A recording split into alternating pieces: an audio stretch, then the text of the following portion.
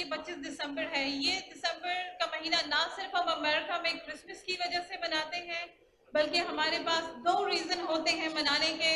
एक होता है कायद-ए-आज़म डे, और जब भी बात आती है कायद-ए-आज़म की तो बात आती है पाकिस्तान की, और पाकिस्तान मीन्स अ यूनिटी, हमारा इत्तेफाक जो हम आज यहाँ पे देख रहे हैं।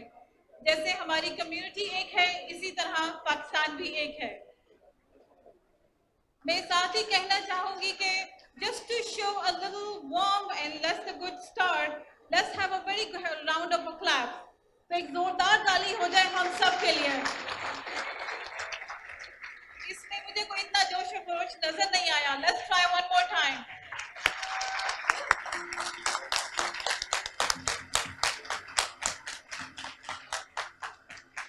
और साथ ही मैं ये हाईलाइट करना चाहूंगी कि आज का ये प्रोग्राम जो हम सब के लिए ऑर्गेनाइज किया है ऑल पाकिस्तान अमेरिकन कोalition ने, इनके लिए एक भरपूर तालियां होनी चाहिए।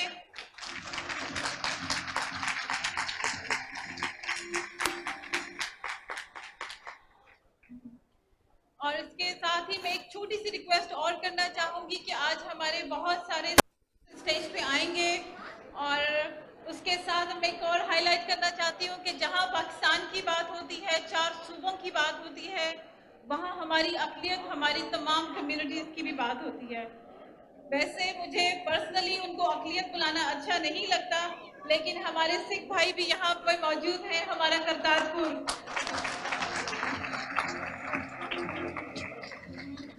और इनको एक भरपूर तालियों से वेलकम करें कि पता चले कि वाकई करतारपुर कॉरिडोर खुल चुका है।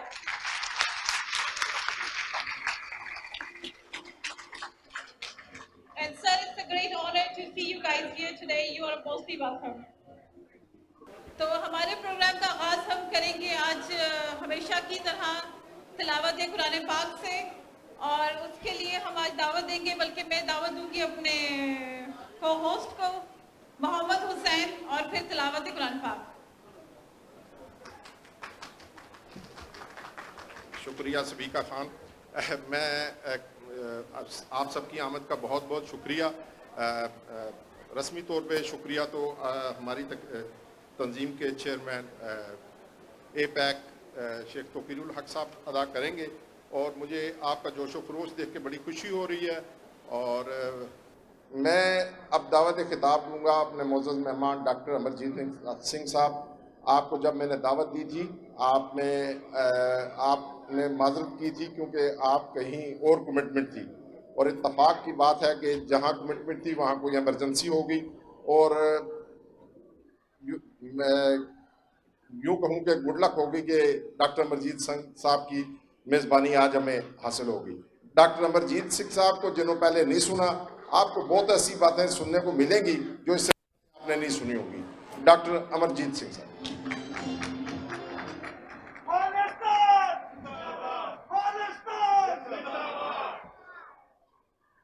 हजारों साल नरगिस अपनी बेनूरी पे रोती है, हजारों साल नरगिस अपनी बेनूरी पे रोती है, बड़ी मुश्किल से होता है चमन में दीदावर पैदा।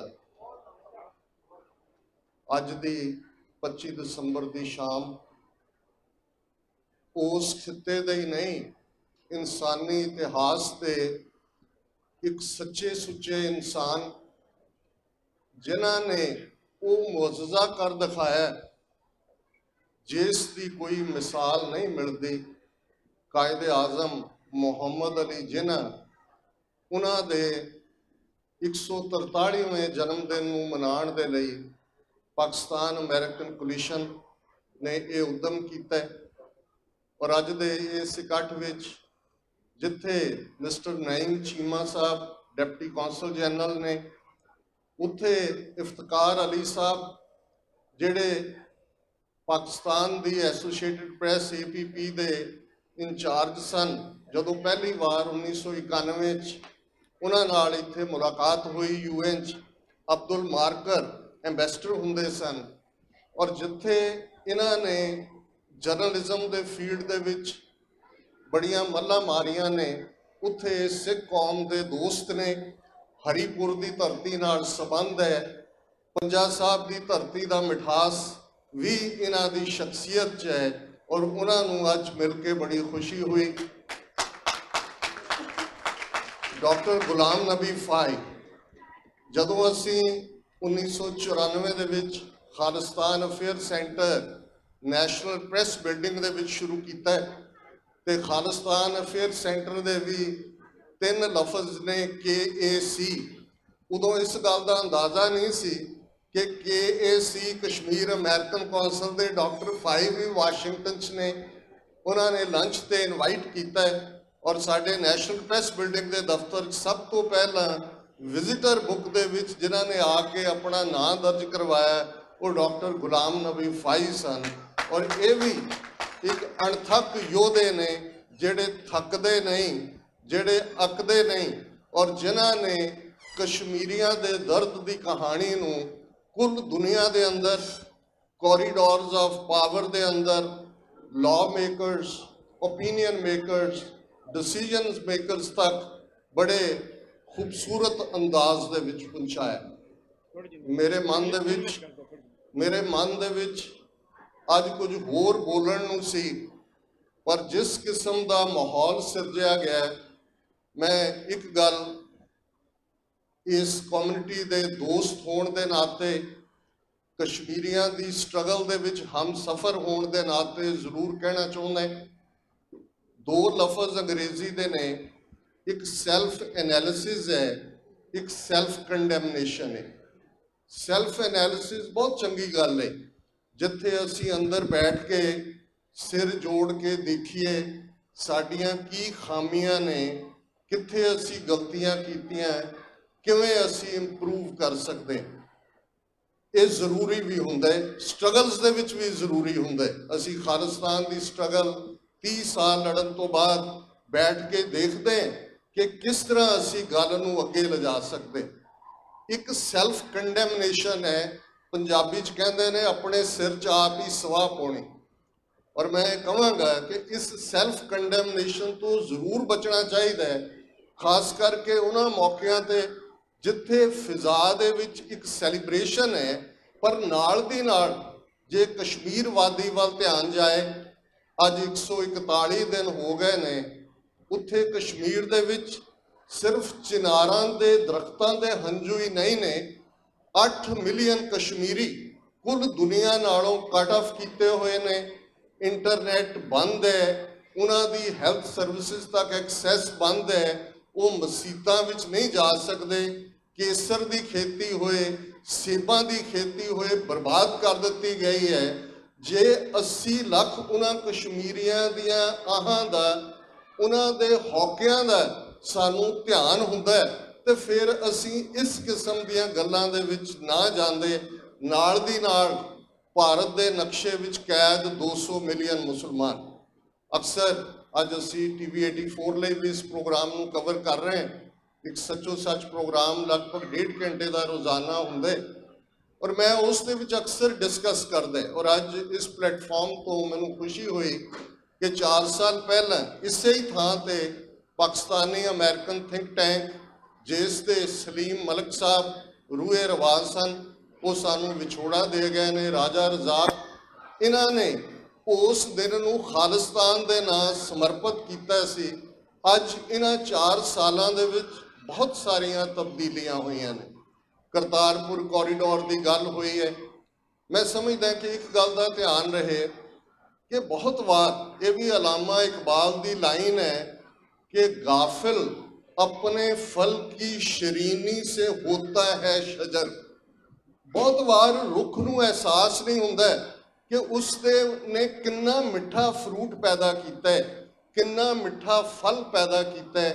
72 साल बाद जे तुसी कायदे आजम की प्राप्ति देखनी है, पाकिस्तान की खूबसूरती देखनी है, तो फिर 200 मिलियन मुसलमानों का भारत के नक्शे च कैद, 30 मिलियन ईसाइयों का, 30 मिलियन सिखों का, 100 मिलियन तो ज़्यादा दलितों का, इन्नी गिनती च उन्हां दे ट्राइबल्स का हाल देख लो तो फिर तुसी शुक्रगुजारी च होवोगे कि 72 सालों च इन्ने चैलेंजेस के बावजूद ਇਸ ਗੱਲ ਦਾ ਧਿਆਨ ਰਹੇ, ਅੱਜ ਜੇ ਮੋਦੀ ਅਮਿਤ ਸ਼ਾਹ ਦੀ ਸੀਰੀਅਲ ਕਿਲਰ ਜੋੜੀ, ਜਿਹਨੂੰ ਮੈਂ ਬਿੱਲਾ ਰੰਗਾ ਦੀ ਜੋੜੀ ਕਹਿੰਦਾ, ਇਹ ਦੋ ਸੀਰੀਅਲ ਮਰਡਰਰ ਸੀ ਭਾਰਤ ਦੇ ਵਿੱਚ ਜਿਹੜੇ ਫਾਇਲ ਲਾਏ ਗਏ, ਜਿਹੜੇ ਗੁਜਰਾਤ ਦੇ ਵਿੱਚ ਵੀ ਇਹੀ ਸੀਰੀਅਲ ਕਿਲਰ 2002 ਦੇ ਵਿੱਚ ਇਹਨਾਂ ਦੀ ਹਕੂਮਤ ਸੀ, ਔਰ ਜਿਸ ਕਿਸਮ ਦੇ ਜ਼ੁਲਮ ਉਹਨਾਂ ਨੇ ਕੀਤੇ, ਇਹ ਅਫਸੋਸ ਦੀ ਗੱਲ ਹੈ ਕਿ 2 ਦਿਨ ਪਹਿਲਾਂ ਅਮਰੀਕਨ ਸਟੇਟ ਡਿਪਾਰਟਮੈਂਟ ਨੇ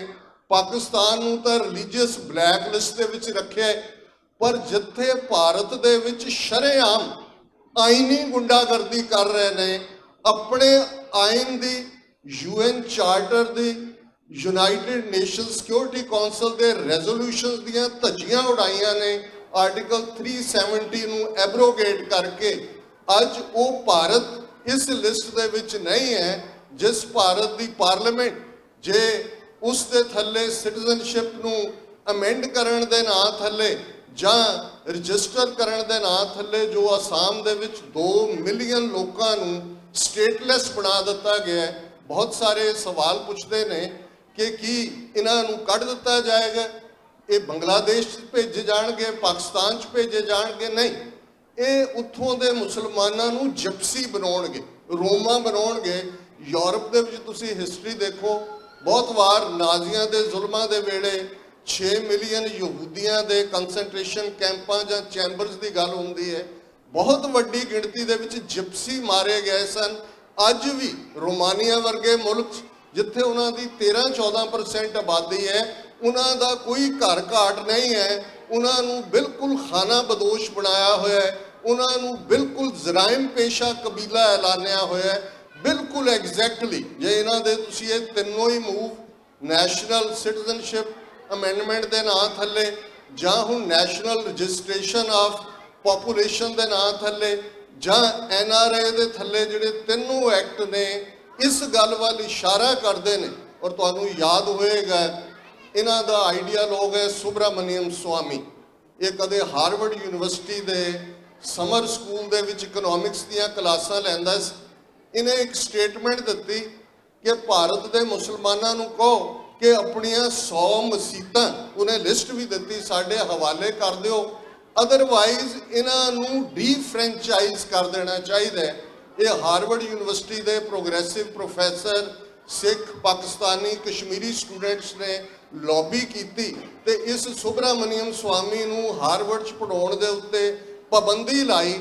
ਪਰ ਅੱਜ ਜੋ ਇਹ ਕਾਤਲ ਜੋੜੀ ਕਰ ਰਹੀ ਹੈ, ਜਿਸ ਨੂੰ ਭਾਰਤ ਦੀ ਪਾਰਲੀਮੈਂਟ ਹੋਏ, ਰੀਜਨਲ ਪਾਰਟੀਆਂ ਹੋਣ, ਉਹ ਬਿਲਕੁਲ ਸਟੈਂਪ ਕਰ ਰਹੀਆਂ ਨੇ ਅੱਖਾਂ ਬੰਦ ਕਰਕੇ।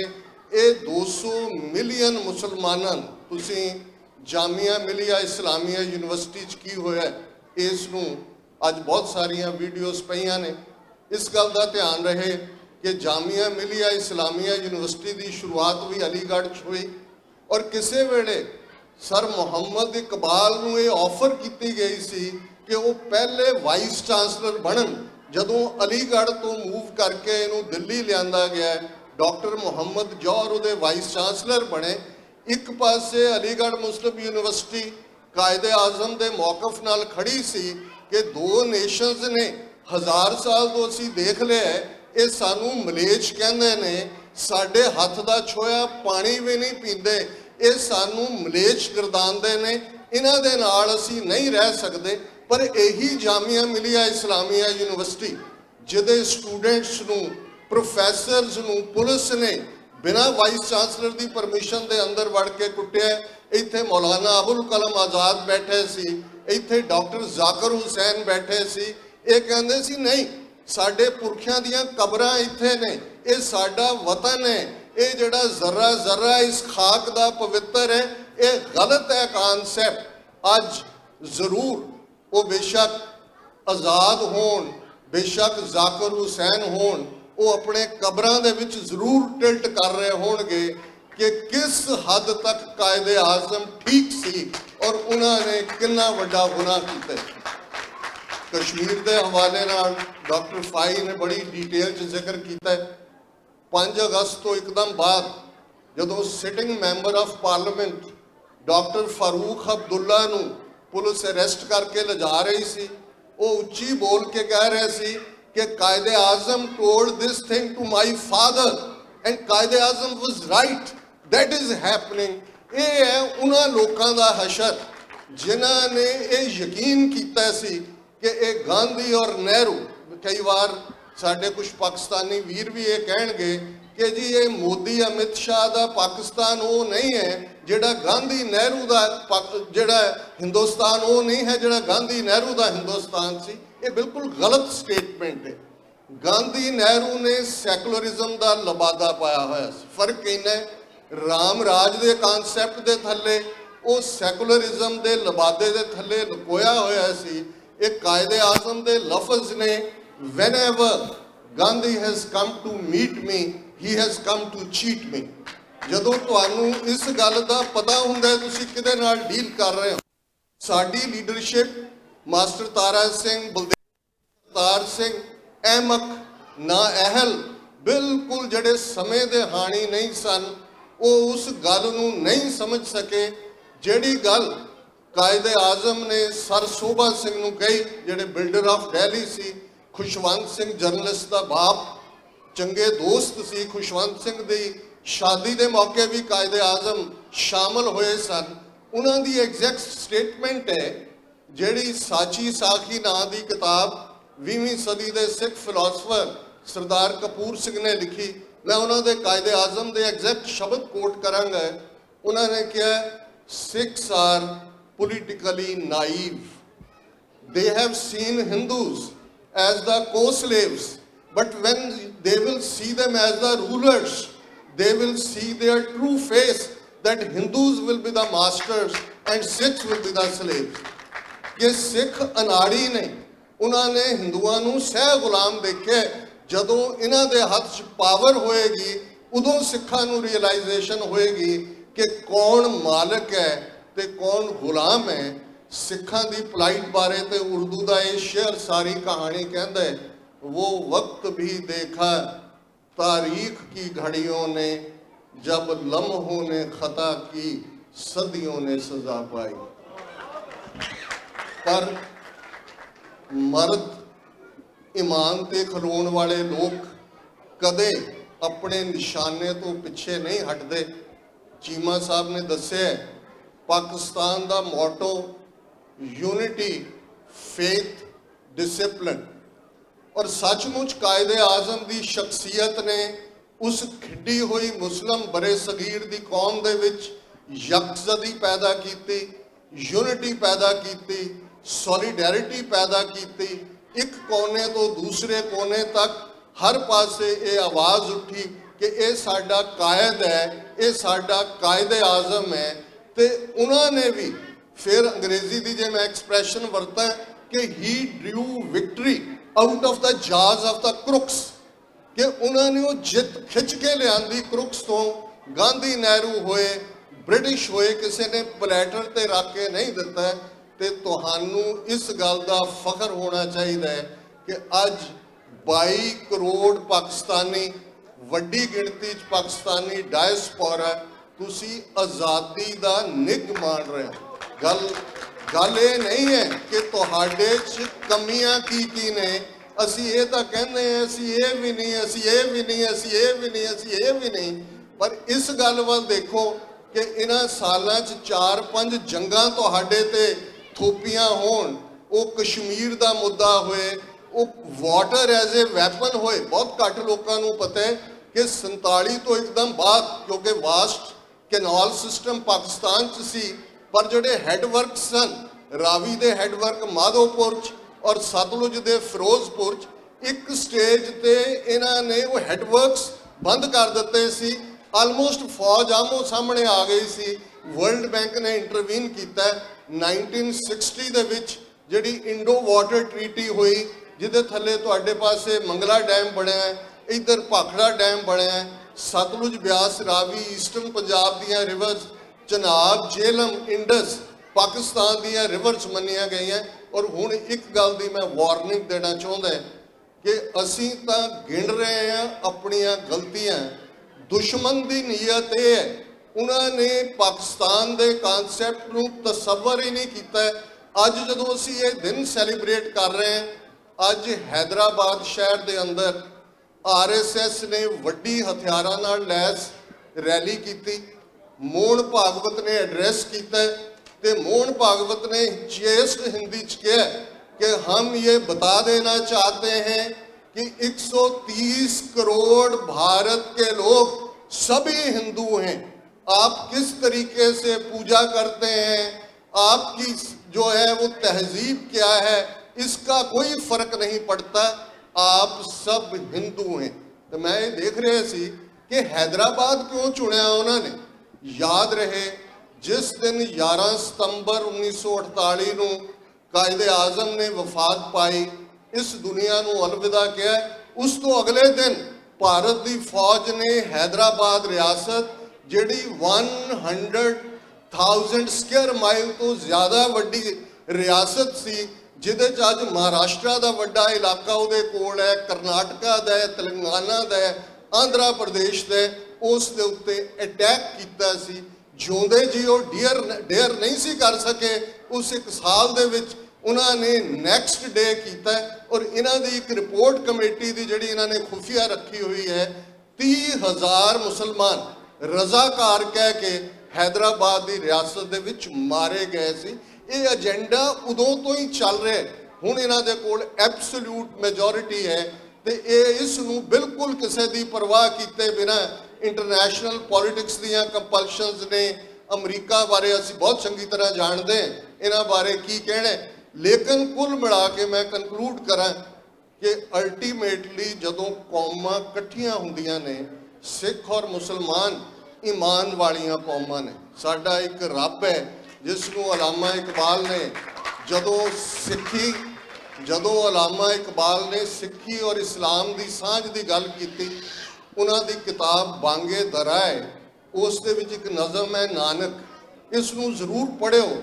ਤੇ ਉਹ ਕਨਕਲੂਜਨ ਚ ਕਹਿੰਦੇ ਨੇ, ਆਹ ਸ਼ੂਦਰ ਕੇ लिए हिंदुस्तान गम खाना है, आह शूदर के लिए हिंदुस्तान गम खाना है, दर्दे इंसानी से इस बस्ती का दिल बेगाना है, फिर उठी आखिर सदा तौहीद की पंजाब से, हिंद को एक मर्द कामिल ने जगाया ख्वाब से। गुरु नानक ਨੂੰ ਇਸ ਤੋਂ ਵੱਡੀ ਟ੍ਰਿਬਿਊਟ ਕਿਸੇ ਨੇ ਨਹੀਂ ਦਿੱਤੀ। ਮਰਦ ਕਾਮਿਲ, ਤੁਸੀਂ ਸਮਝਦੇ ਹੋ ਮਰਦ ਕਾਮਿਲ ਦਾ ਇਸਲਾਮ ਦੇ ਵਿੱਚ ਕੀ ਮਤਲਬ ਹੈ? ਇਹ ਤੌਹੀਦ ਦੀ ਸਾਂਝ ਹੈ। ਔਰ ਮੈਂ ਇਸ ਗੱਲ ਦੇ ਲਈ ਸ਼ੁਕਰਗੁਜ਼ਾਰ ਵੀ ਹਾਂ ਸਿੱਖ ਕੌਮ ਸਾਰੀ ਕਿ 72 ਸਾਲ ਤੋਂ ਅਸੀਂ ਅਰਦਾਸ ਕਰਦੇ ਸੀ ਉਹਨਾਂ ਖੁੱਲੇ ਗੁਰਦਰਸ਼ਨ ਦੀਦਾਰ ਦੇ ਲਈ। ਕਰਤਾਰਪੁਰ ਸਾਹਿਬ ਦਾ ਲਾਂਘਾ ਪਿਛਲੇ 2018 ਦੇ ਵਿੱਚ ਇਸ ਦਾ ਸੰਗੇ ਬੁਨਿਆਦ ਰੱਖਿਆ ਗਿਆ ਔਰ ਰਿਕਾਰਡ 10 ਮਹੀਨੇ ਦੇ ਟਾਈਮ 'ਚ। ਔਰ ਮੈਂ ਸਮਝਦਾ ਕਿ credit should go where it belongs. ਔਰ ਇਹ ਰੱਬ ਦੇ ਹੱਥ ਹੁੰਦਾ, ਇਹਦੇ 'ਚ ਕੋਈ ਸ਼ੱਕ ਨਹੀਂ ਹੈ ਕਿ ਕਰਤਾਰਪੁਰ ਲਾਂਘੇ ਦੇ ਪ੍ਰੋਜੈਕਟ ਤੇ ਪਿਛਲੇ 20 ਸਾਲ ਤੋਂ ਕੰਮ ਹੋ ਰਿਹਾ ਸੀ। ਪਾਕਿਸਤਾਨ ਸਿੱਖ ਗੁਰਦੁਆਰਾ ਪ੍ਰਬੰਧਕ ਕਮੇਟੀ ਬਣੀ, 2003 'ਚ ਗੁਰਦੁਆਰਾ ਉੱਥੇ ਸਥਾਪਿਤ ਹੋਇਆ। ਇਸ ਵੇਲੇ ਦੁਨੀਆ ਦਾ ਸਭ ਤੋਂ ਵੱਡਾ ਗੁਰਦੁਆਰਾ 800 ਏਕੜ ਦੇ ਵਿੱਚ, ਰਿਕਾਰਡ 10 ਮਹੀਨੇ ਦੇ ਟਾਈਮ 'ਚ। ਔਰ ਇਹ ਕ੍ਰੈਡਿਟ ਇਮਰਾਨ ਖਾਨ ਸਾਹਿਬ ਔਰ ਜਨਰਲ ਕਮਰ ਜਾਵੇਦ ਬਾਜਵਾ ਦੀ ਟੀਮ ਨੂੰ ਜਾਂਦਾ ਹੈ ਕਿ ਰੱਬ ਨੇ ਉਹਨਾਂ ਨੂੰ ਇਹ ਵਡਿਆਈ ਦਿੱਤੀ ਹੈ। ਇਹ ਕਿਸੇ ਨੂੰ ਤੇ ਹੱਥ ਨਹੀਂ ਹੁੰਦਾ, ਕਰਤੇ ਹੱਥ ਵਡਿਆਈਆਂ ਜਿਸ ਭਾਵੇਂ ਤਸਦੇ, ਇਹ ਰੱਬ ਦੇ ਹੱਥ ਹੈ ਕਿਹਨੂੰ ਦੇਣਾ। ਔਰ ਅਸੀਂ ਇਹ ਸਮਝਦੇ ਹਾਂ ਕਿ ਅੱਜ ਕਸ਼ਮੀਰੀਆਂ ਦੇ ਲਈ ਸਾਨੂੰ ਯਕਜ਼ਦੀ ਦੇ ਨਾਲ ਬਾਹਰੋਂ ਸਾਡੀ ਆਵਾਜ਼ ਦੇ ਵਿੱਚ ਇੱਕ ਤਾਕਤ ਹੈ। ਡਾਇਸਪੋਰਾ ਜੋ ਕਹਿੰਦੇ ਉਸ ਨੂੰ ਸੀਰੀਅਸਲੀ ਦੇਖਿਆ ਜਾਂਦਾ ਹੈ, ਸੁਣਿਆ ਜਾਂਦਾ ਹੈ। ਚੰਗੀ ਗੱਲ ਹੈ ਕਿ ਭਾਰਤ ਦੇ 200 ਮਿਲੀਅਨ ਮੁਸਲਮਾਨ ਜਿਹੜੇ ਕਸ਼ਮੀਰੀਆਂ ਦੇ ਹੱਕ 'ਚ ਨਹੀਂ ਸੀ ਖੜੇ ਹੋਏ, ਜਿਹੜੇ ਸਮਝਦੇ ਸੀ ਕਿ ਕਸ਼ਮੀਰੀ ਲੜ ਰਹੇ ਨੇ, ਸਾਨੂੰ ਵੀ ਪੰਗਾ ਪਾਇਆ ਹੋਇਆ, ਅੱਜ ਉਹ ਸੜਕਾਂ ਤੇ ਨਿਕਲੇ ਨੇ। ਉਹ ਬਾਲੀਵੁੱਡ ਦੇ ਐਕਟਰ ਹੋਣ, ਰਾਈਟਰ ਹੋਣ, ਵੱਡੇ ਵੱਡੇ ਐਕੈਡੈਮੀਸ਼ੀਅਨ ਬਾਹਰ ਨਿਕਲੇ ਨੇ ਲੱਖਾਂ ਦੀ ਗਿਣਤੀ 'ਚ। ਔਰ ਉਹਨਾਂ ਦੇ ਨਾਲ ਚੰਗੇ ਇਮਾਨਦਾਰ ਸਿਵਲ ਸੁਸਾਇਟੀ ਦੇ ਲੋਕ ਵੀ ਨਿਕਲੇ ਨੇ। ਪਰ ਇੱਕ ਗੱਲ ਯਾਦ ਰੱਖੋ, ਜੇ ਇਹਨਾਂ ਦੀ ਆਈਡੀਓਲੋਜੀ ਆਰਐਸਐਸ ਦੀ ਨਾਜ਼ੀਆਂ ਵਾਂਗ one leader, one race, one nation ਸੀ, ਇਹਨਾਂ ਦੇ ਵੀ ਹਿੰਦੁਸਤਾਨ ਹੈ। ਤੇ ਨਾਜ਼ੀਆਂ ਨੂੰ ਨਾ ਬ੍ਰਿਟਿਸ਼ ਪ੍ਰਾਈਮ ਮਿਨਿਸਟਰ ਚੈਂਬਰਲੇਨ ਨਾਲ ਹੋਇਆ ਐਗਰੀਮੈਂਟ ਰੋਕ ਸਕਿਆ ਸੀ, ਨਾ ਉਹਨਾਂ ਨੂੰ ਕੋਈ ਹੋਰ ਅਪੀਲ ਰੋਕ ਸਕੀ ਸੀ। ਉਹਦਾ ਅਲਟੀਮੇਟ ਸੀ ਐਂਡ ਡਿਸਟਰਕਸ਼ਨ। ਅੱਧਾ ਯੂਰਪ ਵੰਡਿਆ ਗਿਆ, ਲੱਖਾਂ ਕਰੋੜਾਂ ਲੋਕ ਮਾਰੇ ਗਏ ਔਰ ਇਹ ਵੀ ਇਸ ਡਿਸਟਰਕਸ਼ਨ ਦੇ ਰਸਤੇ ਤੇ ਨੇ। ਇਹਨਾਂ ਨੇ ਕੋਈ ਮੰਨਣਾ ਮੁੰਨਣਾ ਨਹੀਂ ਹੈ ਮਤਿਆਂ ਨਾਲ। ਇਹ ਸਾਨੂੰ ਇਕੱਠੇ ਹੋ ਕੇ ਆਪਣੀ ਤਾਕਤ ਨੂੰ ਰਾਈਟਲੀ ਉਹਦਾ ਇਸਤੇਮਾਲ ਕਰਨ ਦੀ ਲੋੜ ਹੈ ਔਰ ਅਲਟੀਮੇਟਲੀ ਇਸ ਗੱਲ ਦਾ ਧਿਆਨ ਰਹੇ ਇਹ ਅਨਇਕੁਅਲ ਆਈਡੀਓਲੋਜੀ, ਇਹ ਰੇਸਿਜ਼ਮ ਜਿੱਥੇ ਬਿਲਟ ਇਨ ਹੈ ਬ੍ਰਾਹਮਣ ਕਸ਼ਤਰੀ ਵੈਸ਼ ਸ਼ੂਦਰ, ਇਹਨਾਂ ਦੀ ਤਬਾਹੀ ਯਕੀਨੀ ਹੈ। ਔਰ ਜਿਵੇਂ ਇਹਨਾਂ ਦਾ ਹੀ ਮਿਨਿਸਟਰ ਨੇ ਪਾਰਲੀਮੈਂਟ 'ਚ ਕਿਹਾ ਸੀ, it is the beginning of an end of India, beginning of an end. ਅਸੀਂ ਸਮਝਦੇ ਹਾਂ ਕਿ ਪੁੱਠੀ ਗਿਣਤੀ ਇਹਨਾਂ ਦੀ ਸ਼ੁਰੂ ਹੋ ਚੁੱਕੀ ਹੈ। ਔਰ ਮੈਂ ਕਨਕਲੂਡ ਕਰਾਂ ਇਸ ਉਰਦੂ ਦੇ ਕਪਲੇਟ ਦੇ ਨਾਲ ਕਿ ਜਿੱਥੇ ਅਸੀਂ ਹਰ ਕੋਈ ਆਪਣੇ ਬੱਚੇ ਬੱਚੀਆਂ ਨੂੰ, ਜਿਵੇਂ ਚੀਮਾ ਸਾਹਿਬ ਨੇ ਕਿਹਾ, ਬੈਸਟ ਐਜੂਕੇਸ਼ਨ ਦਿਓ। ਉਹਨਾਂ ਨੂੰ ਤੁਸੀਂ ਕਦੇ ਵਾਸ਼ਿੰਗਟਨ ਡੀਸੀ, ਅਸੀਂ US ਕਾਂਗਰੈਸ਼ਨਲ ਸਿੱਖ ਕਾਕਸ ਬਣਾਈ ਹੋਈ ਹੈ, 50 ਤੋਂ ਜ਼ਿਆਦਾ ਕਾਂਗਰਸਮੈਨ ਬਾਈਪਾਰਟੀਸਨ ਨੇ, ਘੱਟੋ ਘੱਟ 100 ਕਾਂਗਰਸਮੈਨਾਂ ਤੇ ਸੈਨੇਟਰਾਂ ਦੇ ਦਫ਼ਤਰਾਂ 'ਚ ਹਿੰਦੂਆਂ ਦੇ ਮੁੰਡੇ ਕੁੜੀਆਂ ਕੰਮ ਕਰਦੇ ਨੇ। ਤੁਸੀਂ ਆਪਣਾ ਦੇਖੋ ਜਾਂ ਸਾਡਾ ਕਿੰਨਾ ਕੀ ਹਾਲ ਹੈ। ਜਦੋਂ ਤੱਕ ਅਸੀਂ ਇਹਨਾਂ ਫੋਰਮਸ ਦੇ ਵਿੱਚ ਨਹੀਂ ਵੜਦੇ, ਕੁਛ ਨਾ ਕੁਛ ਐਕਟਿਵਿਜ਼ਮ, ਅਸੀਂ ਇਹਨਾਂ ਮੁਲਕਾਂ ਦੇ ਕਾਨੂੰਨ ਮੰਨਣੇ ਨੇ, ਇਹਨਾਂ ਦੇ ਮੁਤਾਬਕ ਵੀ ਬਹੁਤ ਕੁਝ ਕੀਤਾ ਜਾ ਸਕਦਾ ਹੈ। ਤੇ ਮੈਂ ਕੰਕਲੂਡ ਕਰਾਂ, ਹੈ जान के साथ काम इंसान के लिए, है जान के साथ काम इंसान के लिए, बनती नहीं जिंदगी में बेकाम किए, जीना है तो कुछ कीजिए, जिंदों की तरह मुर्दों की तरह जिए तो क्या खाक जिए।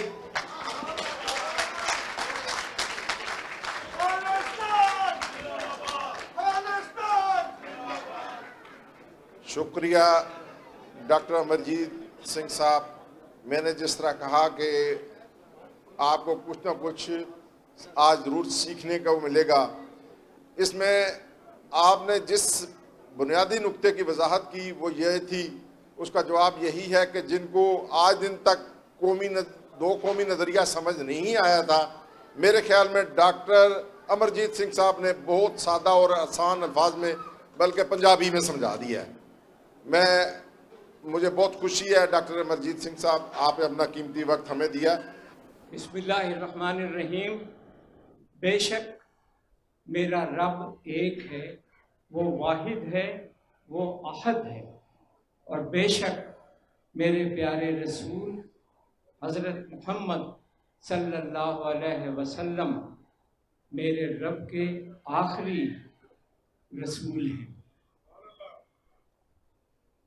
निहायत अदब से अर्ज करता हूँ, आपकी और मेरी कहानी धड़कनों को रोशनी दरकार है, धड़कनों को रोशनी दरकार है, रूह की बालिदगी और ताजगी दरकार है।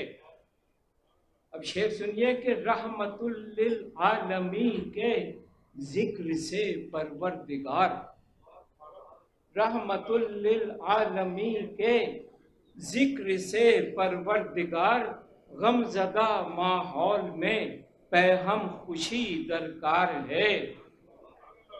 और आपकी और मेरी कहानी के दिल खींचा जाता है अमेरिका से तैयबा की तरफ, दिल खींचा जाता है अमेरिका से तैयबा की तरफ, एक हम क्या सबको हुस्ने दिलकशी दरकार है, और चांद सूरज और सितारों की नहीं हमको तलाश, चांद सूरज और सितारों की नहीं हमको तलाश, इश्क़ अहमद की हमें तो रोशनी दरकार है।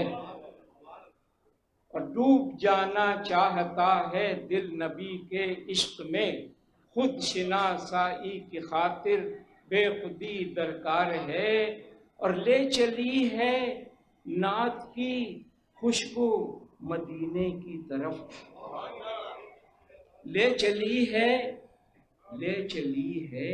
नात की खुशबू मदीने की तरफ, रोशनी को भी मकामे आगही दरकार है।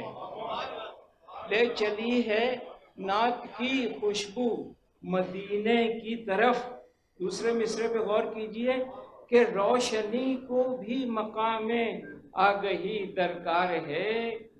और एक शेर सुनिए कि मुश्तरक वो खालिक हम मखलूक, शेर मुलाजा कीजिए कि मुश्तरक कुछ भी नहीं खालिक में और हम में मगर, आपकी खास तवज्जो चाहता हूँ, मुश्तरक कुछ भी नहीं खालिक में और हम में मगर उसको जो दरकार है हमको वही दरकार है। मुश्तरक कुछ भी नहीं खालिक में और हम में मगर उसको जो दरकार है हमको वही दरकार है। और मख्तार करता हूँ निहायत अदब से कि बाअदब होंठों पे है ऐमन शफाअत का सवाल, बाअदब होंठों पे है ऐमन शफाअत का सवाल, जिंदगी की तलखियों को भी हंसी दरकार है और धड़कनों को रोशनी दर रोशनी दरकार है, रूह की बालिदगी और ताजगी दरकार है। शुक्रिया।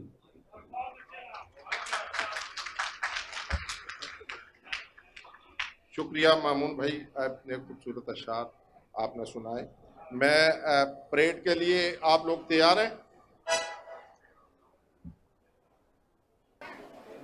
दावत देता हूं कि आप तशरीफ लाएं और आज के तकरीब के हवाले से कुछ कलमात कहें। शेख तोकीर उल हक साहब।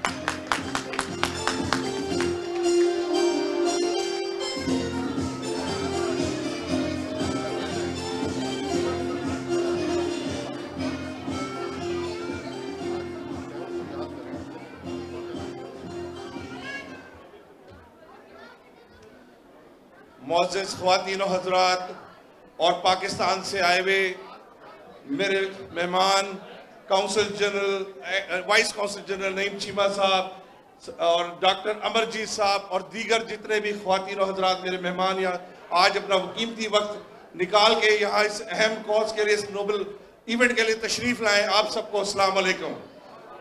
जैसा कि आप सब जानते हैं कि एपैक जो है पिछले कई सालों से, बल्कि अब कई इस तरह के इवेंट ऑर्गेनाइज कर रही है जिससे हमारे आने वाली नस्लें जो हैं वो पाकिस्तान से उनकी अटैचमेंट हो सके। और इस मुल्क में जब उन्होंने परवान चढ़ना है दियार गैर के अंदर, तो यहाँ पर वो अपने जहाँ कल किसी ना किसी असेंबलीमैन, कांग्रेसमैन, सेनेटर्स या ऑफिशियल्स की पोजीशंस पे जब जाएंगे तो वो पाकिस्तान के साथ भी उतने ही अटैच रहें जितने वो एक अमेरिकन बॉर्न या बच्चे होने की हैसियत से। तो उसके लिए हम अपने मुल्क और कौम का झंडा यहाँ बुलंद करके रखते हैं। और तमाम टीम ऑफ एपैक जो है वो उसने दिन रात काम किया इस इवेंट को आपकी खातिर सजाने के लिए। आज कायद-ए-आज़म मोहम्मद अली जिन्ना की 143वीं बर्थडे है और इस बर्थडे के मौके पर हमने भरपूर कोशिश की है कि इसको रंगारंग बना सकें। आगे आपको इंतहाई इसके अंदर बेशुमार ऐसे इसमें चीज़ें मिलेंगी जिससे कि आप महसूस हो सकेंगे। तो सबसे पहले बात करते हैं कि कायद-ए-आज़म मोहम्मद अली जिन्ना के ऊपर बात करने के लिए बहुत बड़े बड़े स्कॉलर्स मौजूद हैं, हमारे पास फिलोसफर्स मौजूद हैं, अदीब मौजूद हैं। उनके होते हुए मेरा बोलना इतना ज़्यादा मायने नहीं रखता, मैं बहुत छोटा महसूस करता हूँ कि सामने अपने आप को यहाँ बात करते हुए। लेकिन कायद-ए-आज़म के विजन को लेके हमेशा हमें आगे बढ़ना चाहिए। कायद-ए-आज़म ने हमेशा फरमाया था कि ना हम सिंधी हैं, ना हम बलोची हैं, ना हम पंजाबी हैं, ना हम पठान हैं, हमारा मजहब इस्लाम है और सबसे पहले हम मुसलमान हैं। उसके बाद हमें ये पाकिस्तान, हमारा लैंड मिला आज़ाद जमहूरिया मुमलिकत आज़ाद पाकिस्तान के नाम से, और हम उसके बाद पाकिस्तानी कहलाते हैं। तो लेकिन आज हम कई पॉकेट्स के अंदर डिवाइड हो गए हैं। हम जो है छोटे छोटे पॉकेट्स में आज कोई सिंधी बन के बैठ गया है, कोई पंजाबी बन के बैठ गया है। ये कायद-ए-आज़म का विजन नहीं था। हमें उस विजन के तहत एक झंडे के नीचे मुत्तहिद होना होगा। जब हम मुत्तहिद हुए थे तो पाकिस्तान बना था। आगे अगर पाकिस्तान को परवान चढ़ाना है, तरक्की देनी है, तो हमें फिर एक होना होगा, तो पाकिस्तान तरक्की करेगा। एक झंडे के नीचे खड़े हो जाइए। यही आज का सबसे अहम तरीन पैगाम है, यही आज की सबसे अहम तरीन थीम है इस प्रोग्राम की, कि हमें अपने इख्तलाफात भुला करके, आज हम कई जमातों में तकसीम हो गए हैं। बहुत सारे ऐसे दोस्त होते हैं जो एक जमात का इवेंट हो तो दूसरी जमात के इवेंट में नहीं जाते। ये पाकिस्तान का इवेंट है, हमें यहाँ किसी जमात के तहत नहीं, ये सिर्फ कायद-ए-आज़म फाउंडर ऑफ पाकिस्तान मोहम्मद अली जिन्ना का इवेंट है। यहाँ हर पार्टी मौजूद है, यहाँ तमाम सियासी पार्टियाँ मौजूद हैं। मैं हर पार्टी का शुक्रगुजार हूं कि आज वो सिर्फ एक बैनर के तरह, एक झंडे के नीचे मौजूद है। यहाँ डॉक्टर फाई जैसे लोग यहाँ बैठे हैं, आज़ाद कश्मीर के लिए और कश्मीर के लिए इनकी बेहद खिदमत है, आज वो यहाँ मौजूद है। ये ऑनर की बात है हमारे लिए, आप सबके लिए। तो दोस्तों, मैं समझता हूँ कि हमें सबसे पहले कायदे आज़म के विजन के तहत काम करना होगा, इल्म को फैलाना होगा, क्योंकि अगर इल्म फैलेगा तो हमारा मुल्क तरक्की करेगा, हमारा मुल्क तरक्की करेगा तो हम तरक्की करेंगे। दुनिया में अगर कभी भी कोई जगह हमें मिले या ना मिले, कोई ऐसी आफत आ जाए कि हम दुनिया के किसी भी कोने में मौजूद हों, हमेशा याद रखिए, खासकर मैं अपने बच्चों से कहता हूँ याद रखना। इनकी माँ ने एक दिन मेरे बच्चों को इसी पे सिखाया था और उस दिन मैंने ये पैगाम उससे भी सीखा। आपको वही पैगाम देता हूँ कि बच्चों, आप लोग याद रखना, दुनिया में कहीं जगह मिले ना मिले, आपके लिए एक मुल्क मौजूद है जिसका नाम है पाकिस्तान। जब चाहे, जिस वक्त चाहे, बिला झिझक धड़ल्ले के साथ जाइए, आपका अपना मुल्क है, वहां मौजूद है आपके लिए। दिन रात काम कीजिए, अपने मुल्क, यहाँ आप काम कर रहे हैं, यहाँ का नाम रोशन कीजिए, और पाकिस्तान जो आपके आबाई मुल्क है वहाँ का नाम रोशन कीजिए। मिलजुल के काम करेंगे इंशाअल्लाह ताला तो हम यहाँ अमेरिका को भी तरक्की देंगे और पाकिस्तान को भी तरक्की देंगे। तो दोस्तों, बहुत सारे आज मेरे जो साथी थे एपेक की टीम के, वो यहाँ मौजूद नहीं है। खुर्रम रऊफ खान साहब, को चेयरमैन, वो आज यहाँ मौजूद नहीं है। बेतहाशा उन्होंने काम किया सीमेंट के लिए, उनकी कमी बेहद महसूस हो रही है इस वक्त। हमारे शकील चौधरी साहब जो है वाइस प्रेसिडेंट, वो इस वक्त यहाँ मौजूद नहीं है, उनकी हमें कमी महसूस हो रही है। उसके अलावा बेतहाशा लोग हैं जो पाकिस्तान में बैठे इस वक्त आपको सुन रहे हैं, देख रहे हैं, वो हमारे चाहने वाले, मोहब्बत करने वाले, आज उन सब की भी हमें कमी महसूस हो रही है। लेकिन खुर्रम रऊफ साहब, शकील चौधरी साहब, आप लोगों ने जिस तरह ये इवेंट सजाया, पूरी टीम ऑफ एपेक जो है वो आपको ओब्लाइज करती है, आपकी शुक्रगुजार है कि आपने दिन रात इसके ऊपर काम किया। Thank you so much, so nice of you. तो साथ में दोस्तों, अब मैं यही कहना चाहूँगा कि अगर हम पाकिस्तान को तरक्की देखना चाहते हैं और उसको तो मिलजुल के हमें काम करना होगा। एक झंडे के नीचे आ जाइए, फिर वही बात करूंगा बार बार, एक झंडे के नीचे चलिए। बहुत सारे लोग आजकल देख रहे हैं पाकिस्तान में हालात कुछ डिफरेंट चल रहे हैं, कुछ मामला ठीक नहीं है। कभी कोई कश्मीर की बात चलती है तो कश्मीर के ऊपर कोई कहता है जी सौदा हो गया, कोई कहता है जी बेच दिया, बेतहाशा बात सुनने को मिलती है। मगर आप, मेरी समझ में ये नहीं आता कि आप ये सोच कैसे सकते हैं, जब बाबा कौम ने एक दफा फरमा दिया, कह दिया कि कश्मीर पाकिस्तान की शहरग है, तो ये पैगाम वाज़ेह तौर पे आपको समझना चाहिए। पॉलिसीज जो होती हैं कुछ मुल्क की वसीतर मुल्क की मुफाद की खातिर, कुछ ऐसी पॉलिसीज होती हैं जिन पे काम हो रहा होता है, दिन रात काम चल रहा होता है, लेकिन हमारे पास वो आंखें नहीं है कि हम उस काम को देख सकें। उसका अपना एक मौक़िफ़ है उस पर काम करने का। वो मौक़िफ़ जो है हम लोग बाज़ दफ़ा समझ नहीं पाते और हम अपनी हुकूमतों के, अपने इदारों के खिलाफ आवाज़ उठाना शुरू कर देते हैं कि जी शायद हमने सौदा कर दिया। ना कभी कश्मीर का सौदा हो सकता है, ना कभी कश्मीर का सौदा होगा। कश्मीर हमारी शहरग था, कश्मीर हमारी शहरग है और कश्मीर हमारी शहरग रहेगा। दिन रात उस पर काम होगा और कश्मीर एक दिन बनेगा पाकिस्तान, इंशाअल्लाह ताला। ये याद रखिएगा मेरी बात। वो चीज़ें जो आपको इस वक्त ना समझ नहीं आ रही, वक्त आने पे आपको समझाई देंगी कि किस तरीके से इसके ऊपर काम हुआ और किस तरह से काम हुआ। हमें अपने मुल्क के मुहाफिजों के साथ बाज़ दफ़ा मैं देखता हूँ जी उनके खिलाफ बात चल रही होती है। कायदे आज़म ने जिस तरह से मुल्क को आज़ाद कराया, हमारे मुहाफिजों ने मुल्क को उसकी हिफाजत फर्म की। हमारे बच्चे आज सुकून की नींद सोते हैं। क्यों सोते हैं? बेतहाशा कुर्बानियाँ हमारे मुहाफिजों की।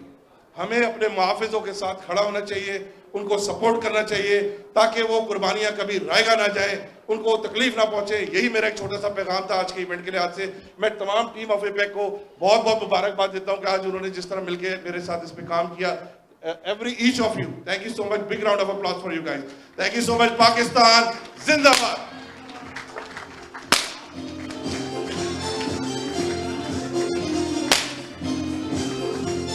शुक्रिया शेख तौकीरुल हक साहब। मैं अपने चेयरमैन साहब को हमेशा कहता हूँ कि जज्बाती तकरीर मत किया करें, लेकिन पता नहीं क्या बात है कि पाकिस्तान का जब भी जिक्र आता है आप जज्बाती हो जाते हैं।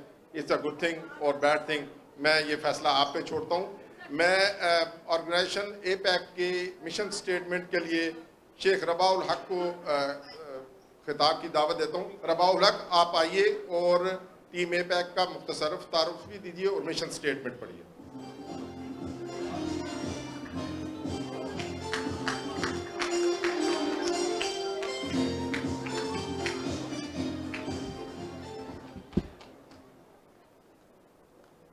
अस्सलाम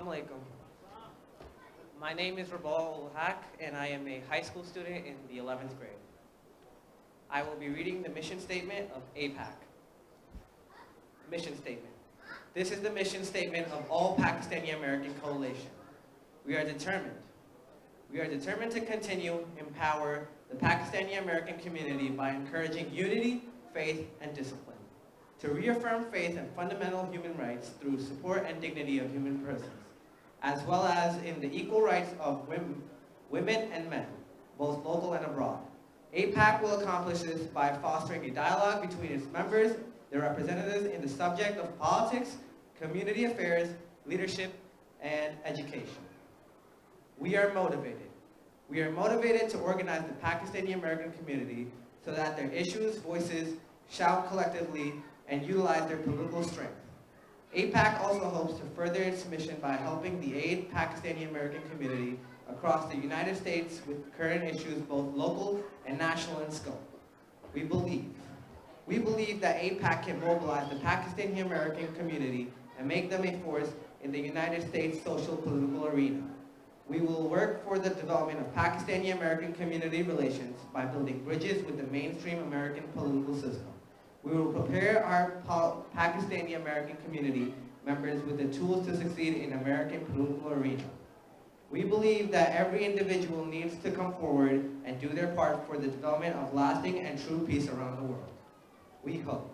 We hope to achieve an America where all citizens are treated equally by promoting better Pakistani American relations, and to practice tolerance so that we may live together in peace with one another as good neighbors and human beings. We will achieve the following AIPAC objectives and goals, which will change over time and expect to increase along the membership. To date, these are our most pressing and directive objectives and goals. Our objectives and goals are increased political awareness within the Pakistani American community, increased Pakistani American political involvement with the American electorate, provide a platform for a Pakistani American interfaith dialogue with various religious groups, politicians, and political organizations. And finally, foster and develop harmony through the production of youth programs, conventions and expos, community events, caucuses and peace conferences, and raise voices against injustice occurs anywhere in the U.S. or abroad. Vision statement. This vision statement of all Pakistani American coalitions, empowering and strengthening Pakistani American involvement and participation in political arena through the United States, as well as advancing social and economical development in Pakistani American community at scale, and fostering stronger ties between the people of the United States and Pakistan. And finally, I'd like to congratulate the entire team of AIPAC to the organization with such a beautiful national event of Pakistan. And also give a salute to Baba-e-Qaum Quaid-e-Azam, Muhammad Ali Jinnah, on his 143rd birthday to give all of us this beautiful free land that we call Pakistan. Long live Pakistan, Pakistan Zindabad, and Quaid-e-Azam Zindabad.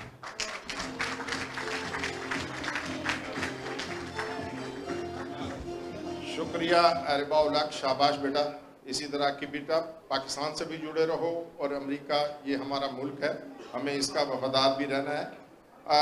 आज के इस तकरीब की एक और बहुत अच्छी बात कि हमारी ब्रदर सिक्स कम्युनिटी ने डॉक्टर अमरजीत सिंह की क़यादत में एक वफद शिरकत के लिए आया है। आपके साथ हिम्मत सिंह साहब भी आए हैं और आपकी खसूसियत ये है कि आप इंतज़ामी शोबे में बहुत तजर्बा रखते हैं। 100 से ज़ायद गुरुद्वारों के आप सरपरस्ती करते हैं। देखिए आज पाकिस्तानी कम्युनिटी के लिए और कायद-ए-आज़म की शख्सियत के हवाले से आप क्या फरमाते हैं? हिम्मत सिंह।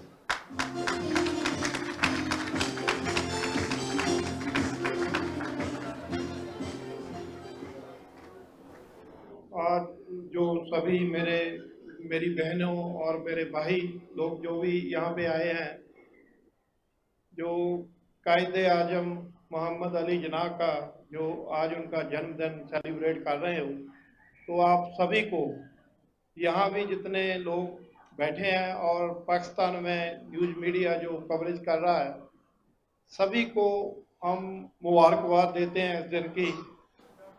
ਅਸੀਂ ਜਦੋਂ ਦੇਖਦੇ ਹਾਂ ਕਿ ਮੁਹੰਮਦ ਅਲੀ ਜਨਾਹ ਕਾਇਦੇ ਆਜ਼ਮ ਨੇ ਤੁਹਾਨੂੰ ਇੱਕ ਐਸੀ ਜਗ੍ਹਾ ਲੈ ਕੇ ਦਿੱਤੀ ਪਾਕਿਸਤਾਨ, ਜਿੱਥੇ ਤੁਸੀਂ ਆਪਣੇ ਧਰਮ ਨੂੰ ਬਾਖੂਬੀ ਇਬਾਦਤ ਜਿਹੜੀ ਆ ਉਹ ਕਰ ਸਕਦੇ ਹੋ। ਜਦੋਂ ਐਨ ਅਸੀਂ ਉਲਟ ਦੇਖਦੇ ਹਾਂ 47 ਦੇ ਵਿੱਚ ਜੋ ਭਾਰਤ ਵਿੱਚ ਸਾਨੂੰ ਉਹਨਾਂ ਦਾ ਜੋ ਸਾਡੇ ਲੀਡਰ ਸਨ ਉਹਨਾਂ ਦੇ ਨਾਲ ਧੋਖਾ ਹੋ ਗਿਆ, ਅਸੀਂ ਵੀ ਅੱਜ ਸਟਰਗਲ ਕਰਦੇ ਹਾਂ, ਅਸੀਂ ਉਹ ਮਹਿਸੂਸ ਕਰਦੇ ਹਾਂ। ਇੱਕ ਖੁਸ਼ੀ ਜੋ ਹੁੰਦੀ ਆ ਇੱਕ ਕੰਟਰੀ ਦੀ, ਪਾਕਿਸਤਾਨ ਤੁਹਾਨੂੰ ਲੈ ਕੇ ਦਿੱਤਾ ਕਾਇਦੇ ਆਜ਼ਮ ਨੇ, ਇੱਕ ਐਸੇ ਲੀਡਰ ਜਿਵੇਂ ਹੁਣ ਬੱਚਾ ਮਿਸ਼ਨ ਸਟੇਟਮੈਂਟ ਪੜ੍ਹ ਰਿਹਾ ਸੀ, ਬਾਬਾਈ ਕੌਮ ਮੁਹੰਮਦ ਅਲੀ ਜਨਾਹ। ਸੋ ਇੱਕ ਰਿਸਪੈਕਟ, ਕਿਉਂਕਿ ਉਹਨਾਂ ਨੇ ਇੱਕ ਕੰਟਰੀ ਵਾਸਤੇ ਆਪਣੀ ਸਟਰਗਲ ਜਿਹੜੀ ਆ ਉਹ ਕੀਤੀ ਆ। ਪਰ ਅੱਜ ਜਦੋਂ ਅਸੀਂ ਦੇਖਦੇ ਹਾਂ ਕਸ਼ਮੀਰ ਦੇ ਵਿੱਚ, ਭਾਰਤ ਦੇ ਵਿੱਚ ਜੋ ਸਾਡੇ ਮੁਸਲਮਾਨ ਭਰਾਵਾਂ ਦੇ ਨਾਲ, ਬ੍ਰਦਰ ਸਿਸਟਰ ਦੇ ਨਾਲ ਜੋ ਬਦਸਲੂਕੀਆਂ ਭਾਰਤੀ ਹਿੰਦੂਤਵੀ ਏਜੰਡੇ ਦੇ ਅਧੀਨ ਕਰ ਰਹੇ ਆ, ਸੋ ਉਹ ਬਿਲਕੁਲ ਅਸੀਂ ਉਹਦਾ ਵਿਰੋਧ ਵੀ ਕਰਦੇ ਹਾਂ।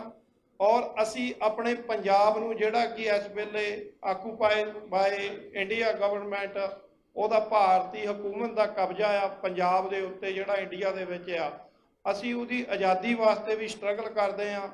ਔਰ ਅਮਰੀਕਾ ਦੇ ਵਿੱਚ ਸਾਡੀਆਂ ਅਲੱਗ-ਅਲੱਗ ਕੰਟਰੀਆਂ ਦੇ ਵਿੱਚ ਸਾਡੀ ਵਰਲਡ ਸਿੱਖ ਪਾਰਲੀਮੈਂਟ ਜਿਹੜੀ ਆ ਉਹ ਗਲੋਬਲੀ ਜਥੇਦਾਰ ਜਗਤਾਰ ਸਿੰਘ ਹਵਾਰਾ ਜਿਹੜੇ ਕਿ ਤਿਹਾੜ ਜੇਲ੍ਹ ਦਿੱਲੀ ਦੇ ਵਿੱਚ ਉਹਨਾਂ ਨੇ ਕੈਦ ਕੀਤਾ ਹੋਇਆ ਆ ਉਮਰ ਭਰ ਦੇ ਲਈ, ਉਹ ਸਾਡੀ ਕੌਮ ਦੇ ਜਥੇਦਾਰ ਆ। ਉਹਨਾਂ ਦੇ ਕਹਿਣ ਦੇ ਉੱਤੇ ਵਰਲਡ ਸਿੱਖ ਪਾਰਲੀਮੈਂਟ ਜਿਹੜੀ ਕਿ ਡਾਇਸਪੋਰਾ ਜਿਹਦੇ 150 ਮੈਂਬਰ ਆ, ਉਹ ਅਸੀਂ ਸਟੈਪ ਬਾਈ ਸਟੈਪ ਅਸੀਂ ਪੀਸਫੁਲੀ ਮੁਹਿੰਮ ਜਿਹੜੀ ਆ ਆਪਣੇ ਪੰਜਾਬ ਨੂੰ ਆਜ਼ਾਦ ਕਰਾਉਣ ਵਾਸਤੇ ਜਿੱਥੇ ਕਰਦੇ ਪਏ ਆ, ਉੱਥੇ ਨਾਲ ਦੀ ਨਾਲ ਭਾਰਤ ਦੇ ਵਿੱਚ ਜੋ ਕਸ਼ਮੀਰ ਦੇ ਵਿੱਚ ਹੁਣ 370 ਧਾਰਾ ਹਟਾ ਕੇ ਜੋ ਉਹਨਾਂ ਨੇ ਸਾਡੇ ਮੁਸਲਮਾਨ ਭੈਣ ਭਰਾਵਾਂ ਦੇ ਨਾਲ ਜੋ ਬਦਸਲੂਕੀਆਂ ਕੀਤੀਆਂ, ਅਸੀਂ ਉਹਦੇ ਵਾਸਤੇ ਵੀ ਆਵਾਜ਼ ਜਿਹੜੀ ਆ ਉਹ ਬੁਲੰਦ ਕਰਦੇ ਆ। ਸੋ ਸਾਨੂੰ ਚਾਹੀਦਾ ਆ ਕਿ ਅਸੀਂ ਟੂਗੈਦਰ ਜਿਹੜੀ ਸਾਡਾ ਦੁਸ਼ਮਣ ਇੱਕ ਆ, ਸਾਨੂੰ ਉਸ ਦੁਸ਼ਮਣ ਨੂੰ ਪਛਾਣਨ ਦੀ ਲੋੜ ਆ ਕਿ ਭਾਰਤ ਦੇ ਵਿੱਚ ਜਿਵੇਂ ਮਿਨੋਰਟੀ ਦੇ ਨਾਲ ਹੁਣ ਪਿਛਲੇ ਦਿਨਾਂ ਦੇ ਵਿੱਚ ਜੋ ਸਿਟੀਜ਼ਨ ਅਮੈਂਡਮੈਂਟ ਬਿੱਲ ਦੇ ਥੱਲੇ ਕਿੰਨੇ ਇੱਕ ਟਾਰਗੇਟ ਕੀਤਾ ਜਾ ਰਿਹਾ, ਇੱਕ ਕੌਮ ਨੂੰ ਟਾਰਗੇਟ ਕੀਤਾ ਜਾ ਰਿਹਾ, ਖਾਸ ਕਰਕੇ ਮਿਨੋਰਟੀ ਨੂੰ। ਸੋ ਉਹਨਾਂ ਨੇ ਪਹਿਲਾਂ 370 ਧਾਰਾ ਹਟਾਈ, ਹੁਣ ਉਹਨਾਂ ਨੇ ਸਿਟੀਜ਼ਨ ਅਮੈਂਡਮੈਂਟ ਥੱਲੇ ਉਹ ਸਟੈਪ ਬਾਈ ਸਟੈਪ ਇੱਕ ਹਿੰਦੂ ਰਾਸ਼ਟਰ ਜਿਹੜਾ ਭਾਰਤ ਨੂੰ ਬਣਾਉਣ ਦਾ ਕੰਮ ਕਰ ਰਹੇ ਆ। ਸੋ ਸਾਨੂੰ ਇਕੱਠੇ ਹੋ ਕੇ ਇਹ ਜਿਹੜੇ ਆ ਪੀਸਫੁਲੀ ਜਿਹੜੀ ਇੰਟਰਨੈਸ਼ਨਲ ਅਸੀਂ ਦੁਨੀਆ ਦੀਆਂ ਵੱਡੀਆਂ ਪਾਵਰ ਕੰਟਰੀਆਂ ਦੇ ਵਿੱਚ ਰਹਿੰਦੇ ਆ, ਇਹ ਆਵਾਜ਼ ਬੁਲੰਦ ਕਰਨੀ ਚਾਹੀਦੀ ਆ। ਮੈਂ ਤੁਹਾਡਾ ਸਾਰਿਆਂ ਦਾ ਧੰਨਵਾਦ ਕਰਦਾ ਜੋ ਅੱਜ ਇਸ ਦਿਨ ਨੂੰ ਤੁਸੀਂ ਸੈਲੀਬ੍ਰੇਟ ਕਰ ਰਹੇ ਆ। ਅਸੀਂ ਵੀ ਤੁਹਾਡੀ ਖੁਸ਼ੀ ਦੇ ਵਿੱਚ ਸ਼ਾਮਲ ਹੋਏ ਆ। ਸਾਨੂੰ ਵੀ ਖੁਸ਼ੀ ਹੁੰਦੀ ਆ ਕਿ ਅਸੀਂ ਪਾਕਿਸਤਾਨ ਦੇ ਵਿੱਚ ਵੀ ਸਾਡੇ ਭੈਣ ਭਰਾ ਆ, ਸਾਨੂੰ ਜੋ ਸਿੱਖਾਂ ਨੂੰ ਪਾਕਿਸਤਾਨ ਦੇ ਵਿੱਚ ਰਿਸਪੈਕਟ ਮਿਲਦੀ ਆ ਉਹ ਭਾਰਤ ਵਿੱਚ ਨਹੀਂ ਮਿਲਦੀ। ਸੋ ਅਸੀਂ ਧੰਨਵਾਦ ਕਰਦੇ ਹਾਂ ਜੋ ਸਾਡੇ ਵਜ਼ੀਰ ਆਜ਼ਮ ਇਮਰਾਨ ਖਾਨ ਦਾ ਵੀ, ਜਿਨ੍ਹਾਂ ਨੇ ਕਰਤਾਰਪੁਰ ਕੋਰੀਡੋਰ ਲਾਂਘੇ ਦੀ ਜਿਹੜੀ ਪਹਿਲ ਕਦਮੀ ਕੀਤੀ ਆ। ਔਰ ਜਿੰਨੀ ਰਿਸਪੈਕਟ ਪਿਛਲੇ ਦਿਨੀ ਜਦੋਂ ਬਾਬਾ ਨਾਨਕ ਦੇ ਅਸੀਂ ਪ੍ਰਕਾਸ਼ ਪੁਰਬ ਤੇ ਪਾਕਿਸਤਾਨ ਦੇ ਵਿੱਚ ਵਿਜ਼ਿਟ ਕਰਿਆ, ਸਾਡੀਆਂ ਅਲੱਗ-ਅਲੱਗ ਕੰਟਰੀਆਂ ਦੇ ਵਿੱਚੋਂ ਸਾਡੇ ਸਿੱਖ ਭੈਣ ਭਰਾਵਾਂ ਨੇ, ਸੋ ਸਾਰਿਆਂ ਨੇ ਟੀਵੀ ਚੈਨਲਾਂ ਤੇ ਮੀਡੀਆ ਦੇ ਵਿੱਚ ਆ ਕੇ ਕਿਹਾ ਕਿ ਜੋ ਰਿਸਪੈਕਟ ਸਾਨੂੰ ਪਾਕਿਸਤਾਨ ਦੇ ਵਿੱਚ ਮਿਲੀ ਆ ਉਹ ਦੁਨੀਆ ਦੀ ਕਿਸੇ ਕੰਟਰੀ ਦੇ ਵਿੱਚ ਨਹੀਂ ਮਿਲੀ।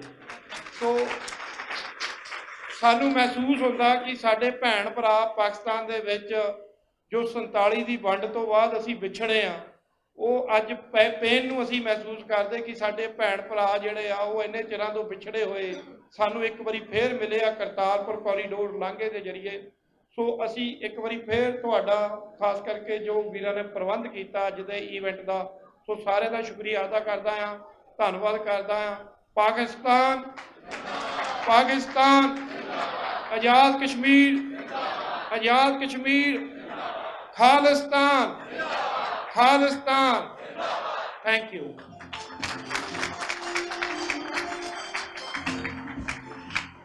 शुक्रिया हिम्मत सिंह साहब, आपने देखा कि उन्होंने किस तरह महफिल को गरमा दिया, किस तरह खालिस्तान, आज़ाद कश्मीर और पाकिस्तान जिंदाबाद के नारे लगाए। और बिलाशुबा करतारपुर साहब का रास्ता खोलना एक बहुत बड़ा कदम था और सिख कम्युनिटी को, सिख बिरादरी को हम पाकिस्तान से बहुत करीब तर कर दिया।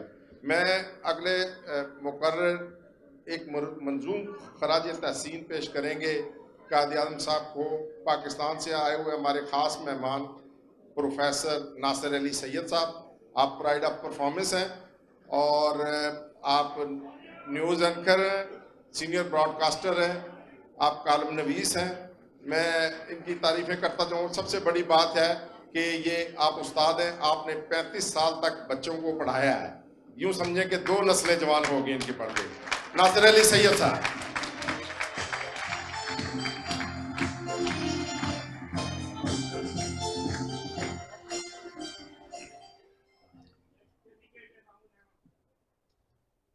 अल्लाह बचाए।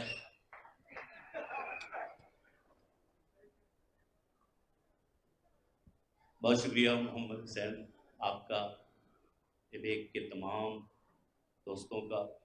इतनी खूबसूरत शाम का अहतमाम यहाँ किया गया है, एक जश्न है, एक मेला है। मुझे बहुत खुशी हुई यहाँ आकर, बहुत अपने अंदर एक तवानाई महसूस कर रहा हूँ, एक जोश महसूस कर रहा हूँ। और यकीनन आज मौका है कि जब हम अपने बाबा को खिराज अकीदत, खिराज तहसीन, खिराज मोहब्बत पेश करने के लिए यहाँ सब इकट्ठे हैं। बड़ी अच्छी गुफ्तगू की और सरदार साहब बहुत अच्छा लगा, बहुत खूबसूरत एक माहौल है। मैं चंद शेर सिर्फ इसलिए पढ़ देता हूँ कि मैं अपनी हाजिरी लगाऊँ। खुशनुद अली खान साहब यहाँ मौजूद है, मैं शायद से गुजर गया है, मैंने सोचा उनको देखा नहीं, लेकिन बहरहाल सब दोस्तों का शुक्रिया। बाबा के हुजूर चंद अशार कोशिश करता हूँ कि आप तक पहुँचें, और पहुँचें तो फिर यकीनन मेरे साथ शरीक हो जाइएगा। चिराग की जगह हम दिल उजाल रखते हैं, चिराग की जगह हम दिल उजाल रखते हैं, हम अपने बाबा के घर का ख्याल रखते हैं। चिराग की जगह हम दिल उजाल रखते हैं, हम अपने बाबा के घर का ख्याल रखते हैं। और मुहीब रात के पुरशोर रत जगों की कसम, मुहीब रात के पुरशोर रत जगों की कसम, सहर के चेहरे पे रंगे जमाल रखते हैं, सहर के चेहरे पे रंगे जमाल रखते हैं। और दोस्तों, हमारी सुबह कभी रात से नहीं हारी, हमारी सुबह कभी रात से नहीं हारी। कड़ी रुतों में भी जज्बे बहाल रखते हैं, कड़ी रुतों में भी जज्बे बहाल रखते हैं। और सबक जो तूने पढ़ाया वो याद है बाबा, सबक जो तूने पढ़ाया वो याद है बाबा। सो नज़्मो ज़ब्तो मोहब्बत कमाल रखते हैं, सो नज़्मो ज़ब्तो मोहब्बत कमाल रखते हैं। सबक जो तूने पढ़ाया वो याद है बाबा, सो नज़्मो ज़ब्तो मोहब्बत कमाल रखते हैं। और शेर देखिए दोस्तों के, तुम्हारी फिक्रो तदब्बर को आज तक हम भी बशर को गर्बो जुनूबो शुमाल रखते हैं, बशर को गर्बो जुनूबो शुमाल रखते हैं। और तभी तो फख्र से हम सर उठा के जीते हैं, तभी तो फख्र से हम सर उठा के जीते हैं। जहां में घर जो फकीदुल मिसाल रखते हैं, जहां में घर जो फकीदुल मिसाल रखते हैं। और सलाम तेरी बसीरत को, फिक्र दानिश को, सलाम तेरी बसीरत को, फिक्र दानिश को, के सबब से जिसके वतन बेमिसाल रखते हैं, सबब से जिसके वतन बेमिसाल रखते हैं। और शायद कॉमरेड शेयर खुसूसन आपके हवाले से पेश कर रहा हूँ कि तुम्हारे कौल सभी दिल पे नक्श हैं बाबा। जो तुम्हारे जरीन आप देख रहे हैं, तो तुम्हारे कौल सभी दिल पे नक्श हैं बाबा, तुम्हारे कौल सभी दिल पे नक्श हैं बाबा। यही वो वर्षा जिसे हम संभाल रखते हैं, यही वो वर्षा जिसे हम संभाल रखते हैं। और अलग समझते हैं जो फर्ज को इबादत से, अलग समझते हैं जो फर्ज को इबादत से। हम उनके सामने तेरी मिसाल रखते हैं, हम उनके सामने तेरी मिसाल। तो अलग समझते हैं जो फर्ज को इबादत से, हम उनके सामने तेरी मिसाल रखते हैं। और ये सब तो सच है मगर फिर भी हम हैं शर्मिंदा, ये सब तो सच है मगर फिर भी हम हैं शर्मिंदा। कुछ ऐसे झोली में हम माहो साल रखते हैं, कुछ ऐसे झोली में हम माहो साल रखते हैं। और शिकार अपनों की साजिश के हैं, शिकार अपनों की साजिश के हो रहे हैं मगर तुम्हारी तरह से हम जी बहाल रखते हैं, तुम्हारी तरह से हम जी बहाल रखते हैं। और चिराग की जगह हम दिल उजाल रखते हैं। सो अपने बाबा के घर का ख्याल रखते हैं। बहुत शुक्रिया, बहुत बहुत।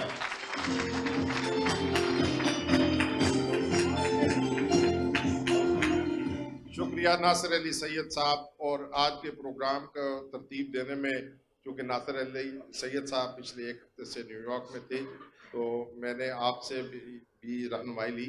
आपका बहुत बहुत शुक्रिया।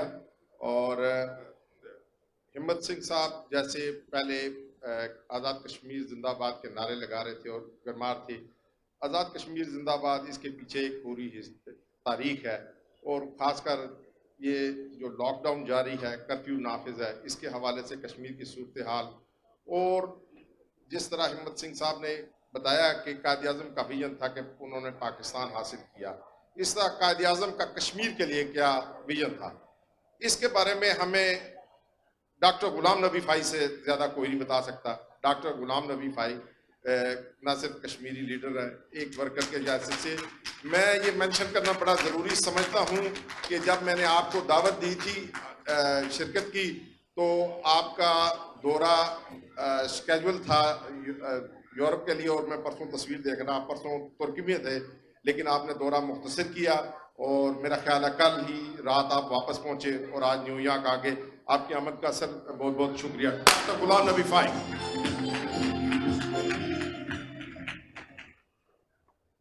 बिस्मिल्लाहिर्रहमानिर्रहीम। मेरे प्यारे तौकीर भाई मोहम्मद हुसैन भाई, खुशनूद अली खान साहब, मोहतरम इफ्तिकार अली साहब, नईम चीमा साहब, my very dear brothers and sisters, assalamu alaikum wa rahmatullahi ta'ala wa barakatuh. Quaid-e-Azam Muhammad Ali Jinnah was a fascinating personality with amazing individuality. He had beautiful qualities of pen, intellect, heart and mind. He was a person of character, he was a person of vision, and he was a person of charisma. Don't listen to me, listen to Dr. Ambedkar. Who was Dr. Ambedkar? He was the architect of Indian Constitution. He was one of the founding fathers of India. Dr. Ambedkar says, it is very doubtful you can find an incorruptible politician in India, but that is not the case with Muhammad Ali Jinnah. Dr. Ambedkar says, Muhammad Ali Jinnah, he was incorruptible political leader. Ladies and gentlemen, even Mahatma Gandhi, he says, I believe there is not a single power in the world who can buy Muhammad Ali Jinnah. Ladies and gentlemen, the people of Kashmir are so fortunate. Muhammad Ali Jinnah, he visited Kashmir 3 times. In 1929, in 1936, and 1944. That time he stayed in Kashmir for 68 years. See the vision of Muhammad Ali Jinnah. He had a meeting with Sheikh Muhammad Abdullah, many meetings, but one meeting lasted for 4 hours. When Sheikh Abdullah left, this is what Qazi Azam Muhammad Ali Jinnah said. He said, this man cannot be trusted. And that is the man who brought us under the clutches and the occupation of India. Ladies and gentlemen, I do not need to tell you what is Kashmir. It is a paradise. But unfortunately today when I am talking to you, that paradise does not exist anymore. It has become the killing fields. You know why? You know who says that? That is what is important. You are here in New York. The New York Times says, New York Times, the actions of Narendra Modi has made Kashmir hell for the people of Kashmir. Ladies and gentlemen, a European parliamentary delegation headed by Jonathan Cushtahan of Ireland, they visited Kashmir. When they came back, they said Kashmir is the most beautiful prison on earth. I am sure Narendra Modi would like you to know that India is the largest democracy. But we have Huffington Post. Huffington Post not published from Karachi or Lahore. Huffington Post of United States of America. What does Huffington Post say? That Indian democracy in Kashmir is dead. I know that Narendra Modi would like to know though. There is normalcy in Kashmir. We have Arundhati Roy writing on October 3rd of this year. Arundhati Roy is an Indian. She is from Calcutta. Arundhati Roy says the presence of 800,000 Indian army has made Kashmir the largest army concentration in the world. There is no normalcy there. Our former Chief Justice of Kashmir, Justice Bahauddin Farooqi, he said it the best. What did he say? He said, Dr. Amarjit Saab, there is only one thing in Kashmir, that is suffering and suffering and nothing else but the suffering of the people of Kashmir. I am sure that you have been hearing here in America, in New York and Washington, D.C., the people of Kashmir are very peace-loving people. But it is Pakistan, what is happening in Kashmir. Pakistan is responsible for that. I am not going to quote any politician from Pakistan. Let me quote Gautam Navalakar. Who is Gautam Navalakar? He is the former editor of Economic and Political Weekly of India. He is an Indian. He is a Hindu. He is not a Muslim. Nothing wrong to be a Muslim, but he is not a Muslim.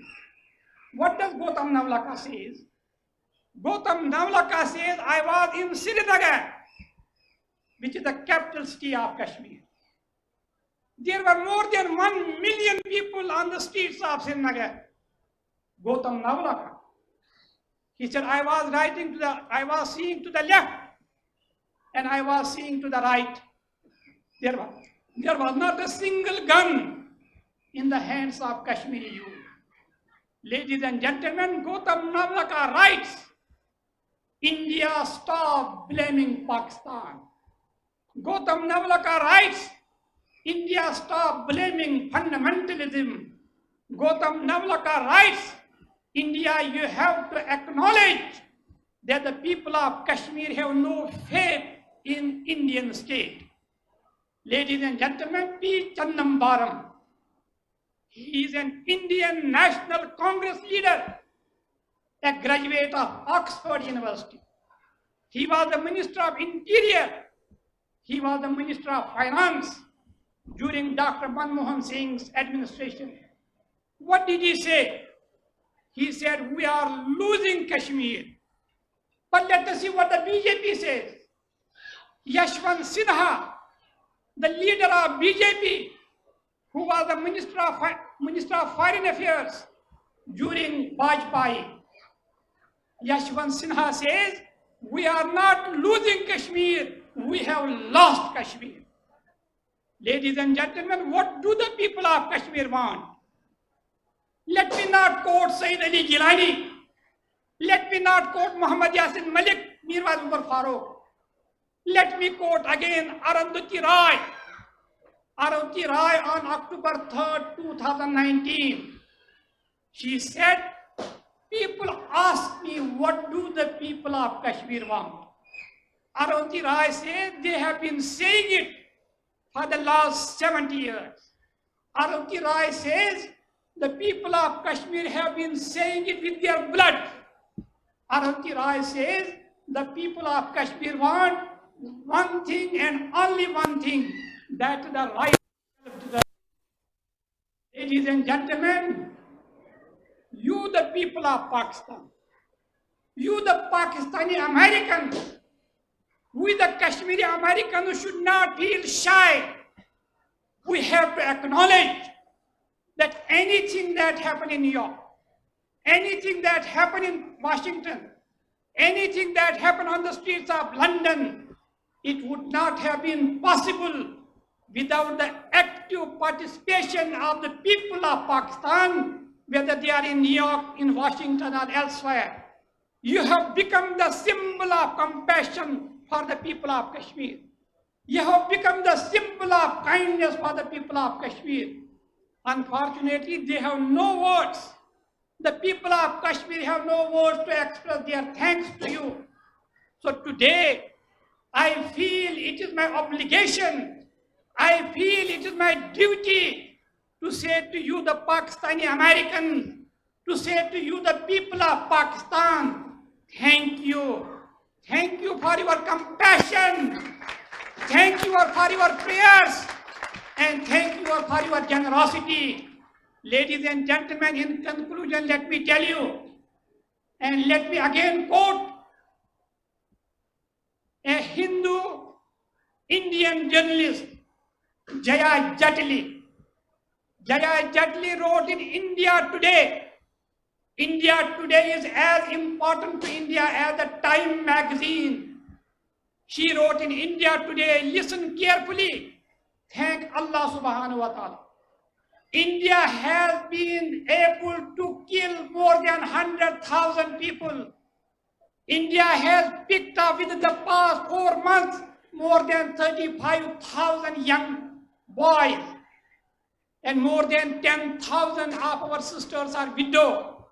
But one thing India has not been able to do in Kashmir, they have not been able to crush the will and the determination of the people of Kashmir. And who says that? Jaya Jatli. Jaya Jatli also writes India Today. What did she write? She said, I have been going to Kashmir since I was a baby. But now when I go to Kashmir, this Kashmiri youth is totally changed. I am not saying it. Sayyid Ali Gilani, Muhammad Yasin Malik, Mirwaz Umar Farooq is not saying it. Jaya Jatli is saying it. This Kashmiri youth is totally changed. Today he stands up and he faces the gun of Indian soldier Jayatili says, you cannot crush such a generation. Ladies and gentlemen, thank you very much. Please do make prayers for the people of Kashmir, for the sovereignty of Pakistan. May Allah bless you. Wassalamu alaikum wa rahmatullahi ta'ala wa barakatuh.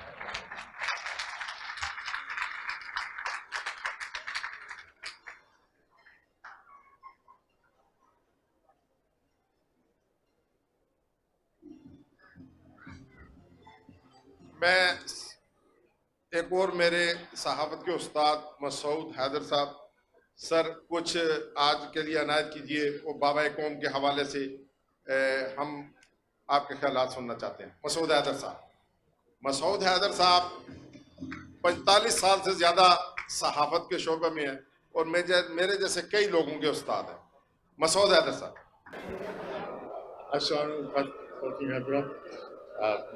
मुझे पता ही नहीं था कि मुझे यहाँ आना है, मगर खैर आप लोगों को बुला लिया, आपका बहुत बहुत शुक्रिया, आपकी इनायत। मैं ख़ास तौर से सुनने आया था अपने दोस्त इफ्तिखार अली साहब को, जिनको ये शर्फ हासिल है कि कायदे आज़म मोहम्मद अली जिन्ना से वो हाथ मिला चुके हैं, और तो ये बहुत बड़ी बात है हमारे लिए। और अच्छा, सबसे बड़ी चीज़ ये है कि मुझे जो कहना है वो ये एक ही चीज़, बहुत कोई लंबी तकरीर तो होगी नहीं, क्योंकि कि भाई कायदे आज़म मोहम्मद अली जिन्ना का सबसे बड़ा जो सबसे मुस्तहकम जो का स्टैंड कि भाई कश्मीर के पाकिस्तान क्यों बनेगा। पहले वो गांधी के साथ मिलकर वो कहते नहीं, हिंदुस्तान को बटना चाहिए, और इसीलिए जनाब अल्लामा इकबाल ने शेर भी कह दिया, मुस्लिम हम वतन है सारा जहां हमारा। मगर जब उन्होंने देखा कि अब हिंदुस्तानी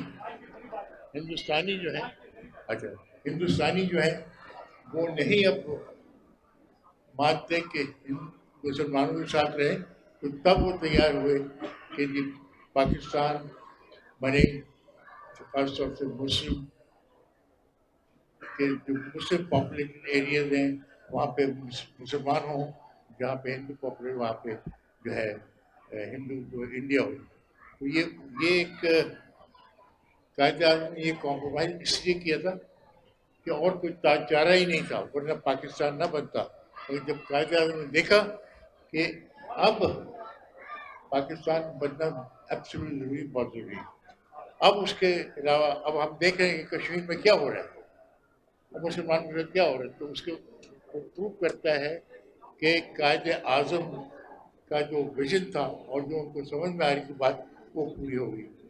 तो बस यही मुझे एहसास है कि कायद जो थे वो सही थे, हम लोग जो हैं। और इफ्तिखार अली साहब को सर बहुत हासिल है, मुबारक हो आपको sir, thank you very much, खुदा हाफ़िज़।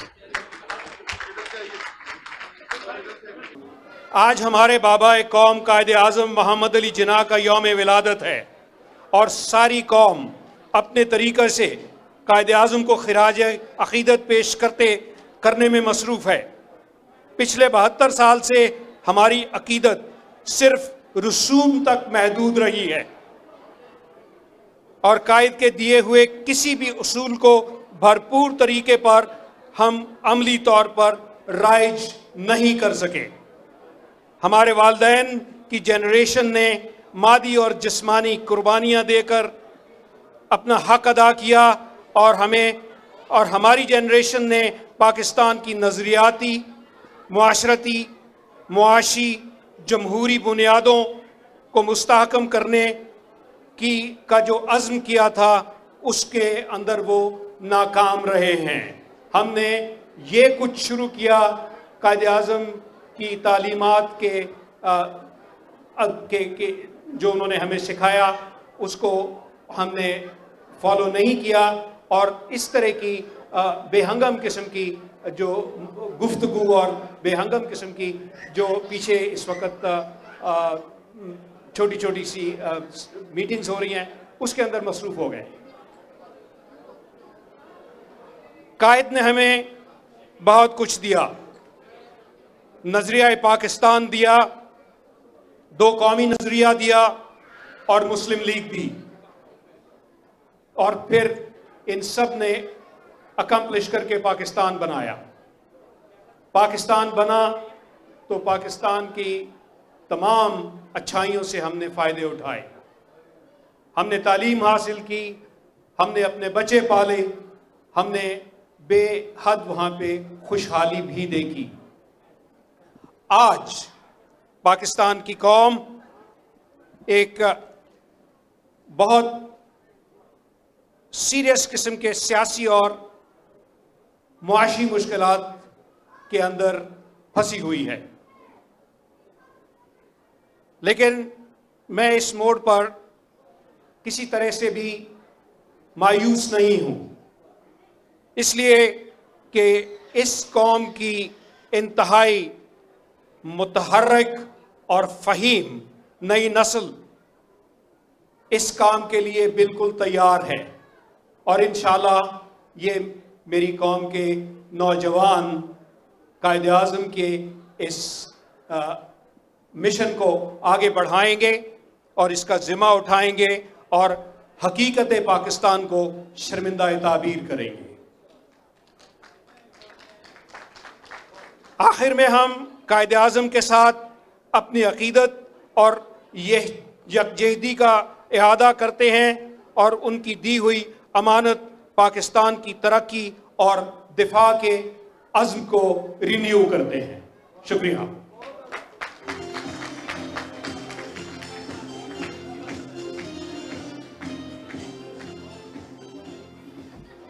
शुक्रिया मकबूल मलिक साहब। मैं हमारी पाकिस्तानी अमेरिकन क्रिश्चियन एसोसिएशन के तमाम ओहदेदार, हमारे क्रिश्चियन बहन भाई, आप अपनी मजहबी तकरीबात के बाद आप आए, आपके पास गो के वक्त नहीं था। मैंने खुसूसी तौर पे आपसे दरख्वास्त की थी। हमने आज जहाँ आज कायदे आज़म की पैदाइश का केक काटना है, वहाँ क्रिसमस का केक भी काटेंगे, लेकिन वो आखिर में होगा। मैं अपने बड़े भाई फादर इलियास गिल से आपको कहूँगा कि आप आएँ, ना सिर्फ आज क्रिसमस के हवाले से बल्कि बाबा कौम के हवाले से और पाकिस्तान के हवाले से भी कुछ बात करें। फादर इलियास गिल।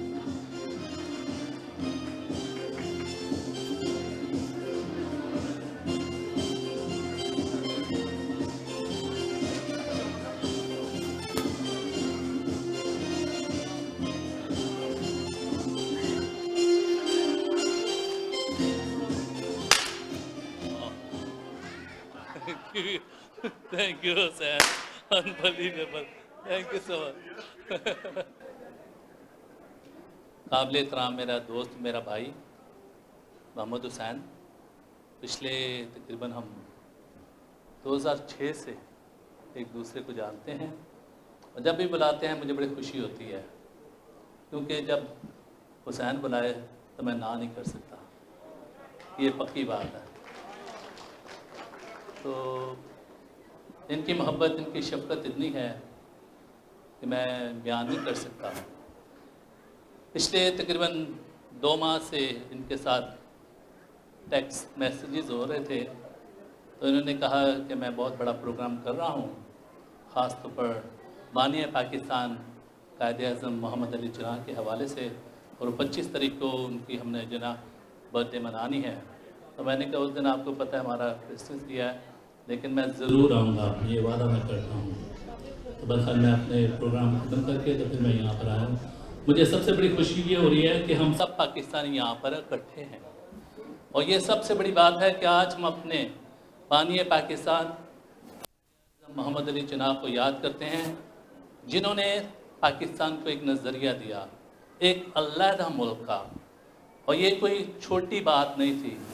उन्होंने बहुत जद्दोजहद की और अपने हम ख्यालों के साथ मिलकर जो है एक अलग जो है मुल्क बनाया, जिसमें ख़ास तौर पर तमाम पाकिस्तानी बतौर मुस्लिम जो है आज़ादी के साथ जो है अपनी ज़िंदगी गुजार सकें। ये कोई छोटी बात नहीं थी, लेकिन उन्होंने बड़ी मुश्किलात का भी सामना करना पड़ा, लेकिन आखिर में होता है कि टेबल टॉक से ही हमेशा हर मसले का हल निकलता है। और ब्रिटिश का ये नहीं था कि वो जल्दी से पाकिस्तान दे दें, और लेकिन खुदा ने उन्हें बड़ी हिकमत से नवाजा, अक्ल से नवाजा। उन्होंने अच्छी तालीम हासिल की और उस तालीम के बदौलत जो है आज हम ये कह सकते हैं कि पाकिस्तान जो है मार्ज़ वजूद में आया। और मैं ये कह सकता हूँ कि आज उनकी याद में ये केक काट कर हम उन्हें खैराज अकीदत और खैराज तहसीन पेश करते हैं, और हम उनसे ये वादा करते हैं कि हम जो पाकिस्तानी हैं हम हमेशा पाकिस्तान का नाम ऊंचा रखेंगे जहाँ कहीं भी हैं, क्योंकि हमारी पहचान पाकिस्तान है। ये हकीकत है कि जहाँ कहीं भी हम जाते हैं तो हम अपने आप को इंट्रोड्यूस पाकिस्तानी ही कहलाते हैं कि हम पाकिस्तान से हमारा ताल्लुक़ है। और बहुत लोग जो है हैरान भी होते हैं और कहते हैं कि वाकई पाकिस्तानी एक कौम है। आज के दिन में जबकि हुसैन भाई ने बोला कि क्रिसमस के हवाले से भी थोड़ी सी बात कर लूँ। क्रिसमस का मौका जैसे ही आता है हम सब जानते हैं कि पूरी दुनिया के अंदर जो है एक खुशी का एक अलग ही जो है माहौल होता है, क्योंकि आज के दिन हम अपने मुनज्जिद आलम मसीह खुदावंद की ईद वलादत की खुशियाँ मनाते हैं, जिसने जो है अमन का पैगाम दिया और ख़ास तौर पर बनी नौ इंसान की ऐसे तरीके से खिदमत की कि जो लोग रद्द किए थे उन्हें गले लगाया और हर एक को अक्विलिटी का जो है पैगाम दिया। किसी को भी ये नहीं कहा कि तू चला जा, मुआफ़ी का, मोहब्बत का और अमन का पैगाम देते रहें। और यही हमारा इस ज़िंदगी का मकसद है कि जब हम इस पैगाम को लेकर आगे बढ़ते हैं तो दरअसल हम एक अच्छे जो है इंसान बन जाते हैं, एक अच्छे पाकिस्तानी बन जाते हैं और इस धरती पर जो है अपनी ज़िंदगी को अच्छे तरीके से गुजारते हैं। मेरी दुआ है कि आज के दिन जब हम सब मिलकर पाकिस्तान की याद में और बाने पाकिस्तान की याद में इकट्ठे हुए हैं कि उनका केक काटना सिर्फ़ एक रस्म ना हो, बल्कि उनका असम, उनका ख्याल हमारे साथ रहे और आइंदा आने वाली नस्लों को हम बता सकें, अपने बच्चों को बता सकें कि हमारा बानी पाकिस्तान एक बहुत बड़ा आदमी था, आलम था। तो आखिर में मैं एक बार फिर सारी इंतज़ामिया का शुक्रिया अदा करना चाहूँगा। मेरी दुआ है कि जिस तरह उन्होंने अच्छे तरीके से हम सबों को इकट्ठा किया है, एक छोटी बात नहीं होती है। प्रोग्राम को ऑर्गेनाइज़ करना ये दिनों की बात लगती है, घंटों की बात लगती है, और बैठ के हम ख्यालों के साथ बैठना बहुत ज़रूरी है। ठीक है, वो कहते हैं कि डेविल एडवोकेट हो ज़रूर है, लेकिन डेविल एडवोकेट का मतलब ये नहीं है कि वो काम ख़राब कर दें, बल्कि हम ख्याल जो हैं वही हमेशा दुनिया को और कौम को आगे लेकर चलते हैं। मैं एक बार फिर हुसैन भाई का शुक्रिया अदा करूंगा और तौकीर भाई का, जिन्होंने मुझे दावत दी, और मेरी दुआ है कि आपको इसी तरह खुदा अपने कामों के लिए और अपनी खिदमत के लिए इस्तेमाल करता रहे। बहुत शुक्रिया।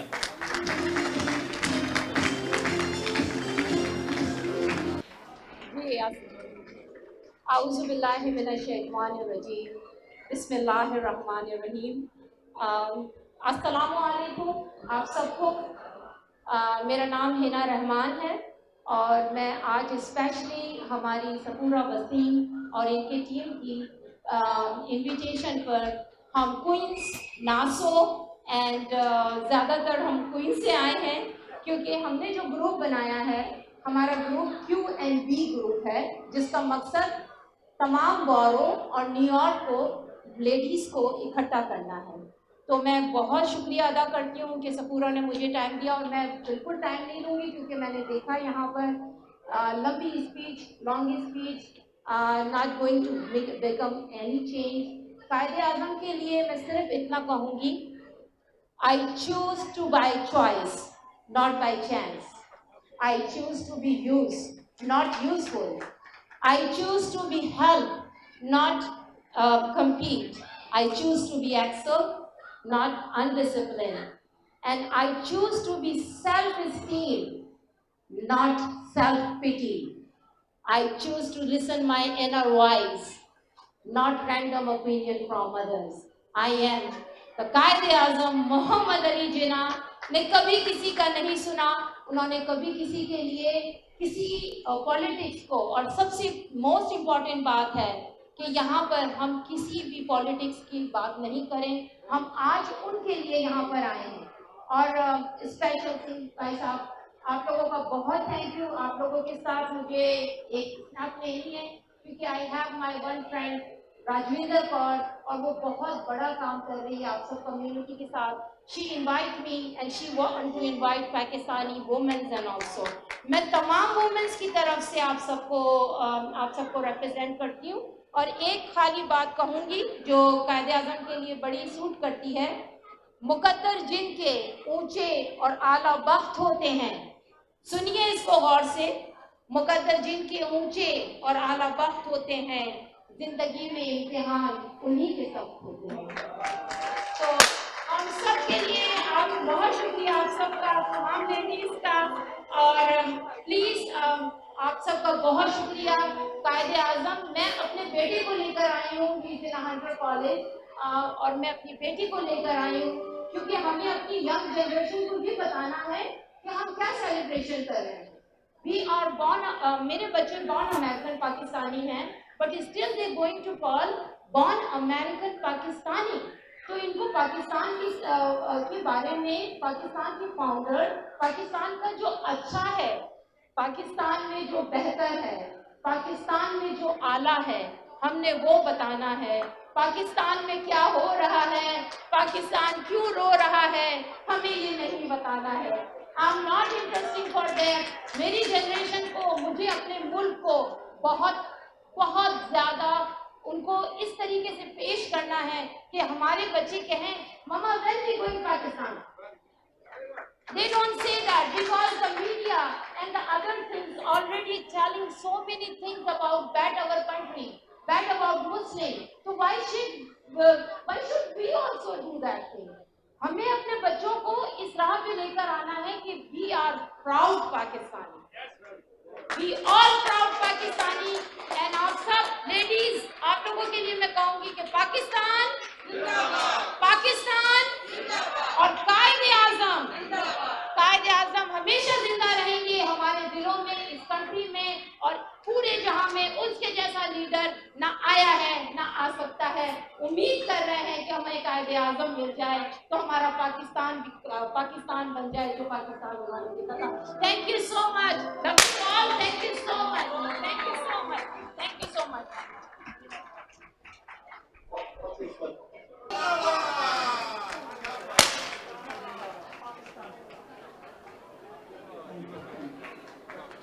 शुक्रिया। सॉरी नईम चीमा साहब, नईम चीमा साहब vice council general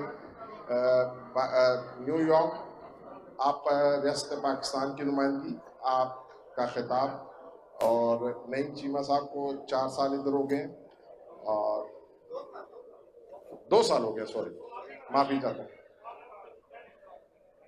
council general साहबा न्यूयॉर्क में मौजूद नहीं है, इसलिए आप तशरीफ लाए, आपके आपका बहुत बहुत शुक्रिया। नईम चीमा साहब।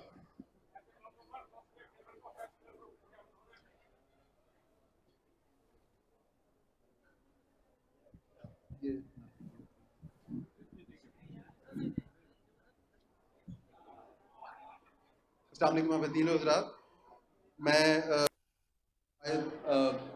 बुरे दिल के साथ ये बात करूंगा कि अभी थोड़ी देर पहले इस प्रोग्राम में जो हुआ, मैंने सोचा था आपको जितना अच्छा खूबसूरत आपने प्रोग्राम सजाया है हुसैन साहब, तौकीर साहब और आपकी पूरी टीम ने, आपको बहुत मुबारकबाद दूंगा। लेकिन जो भी थोड़ी देर पहले मैं एक ज़ाती हैसियत में और हुकूमत पाकिस्तान के नुमाइंदा होने की हैसियत से वो जो स्पीकर थे उनकी मजम्मत करता हूँ।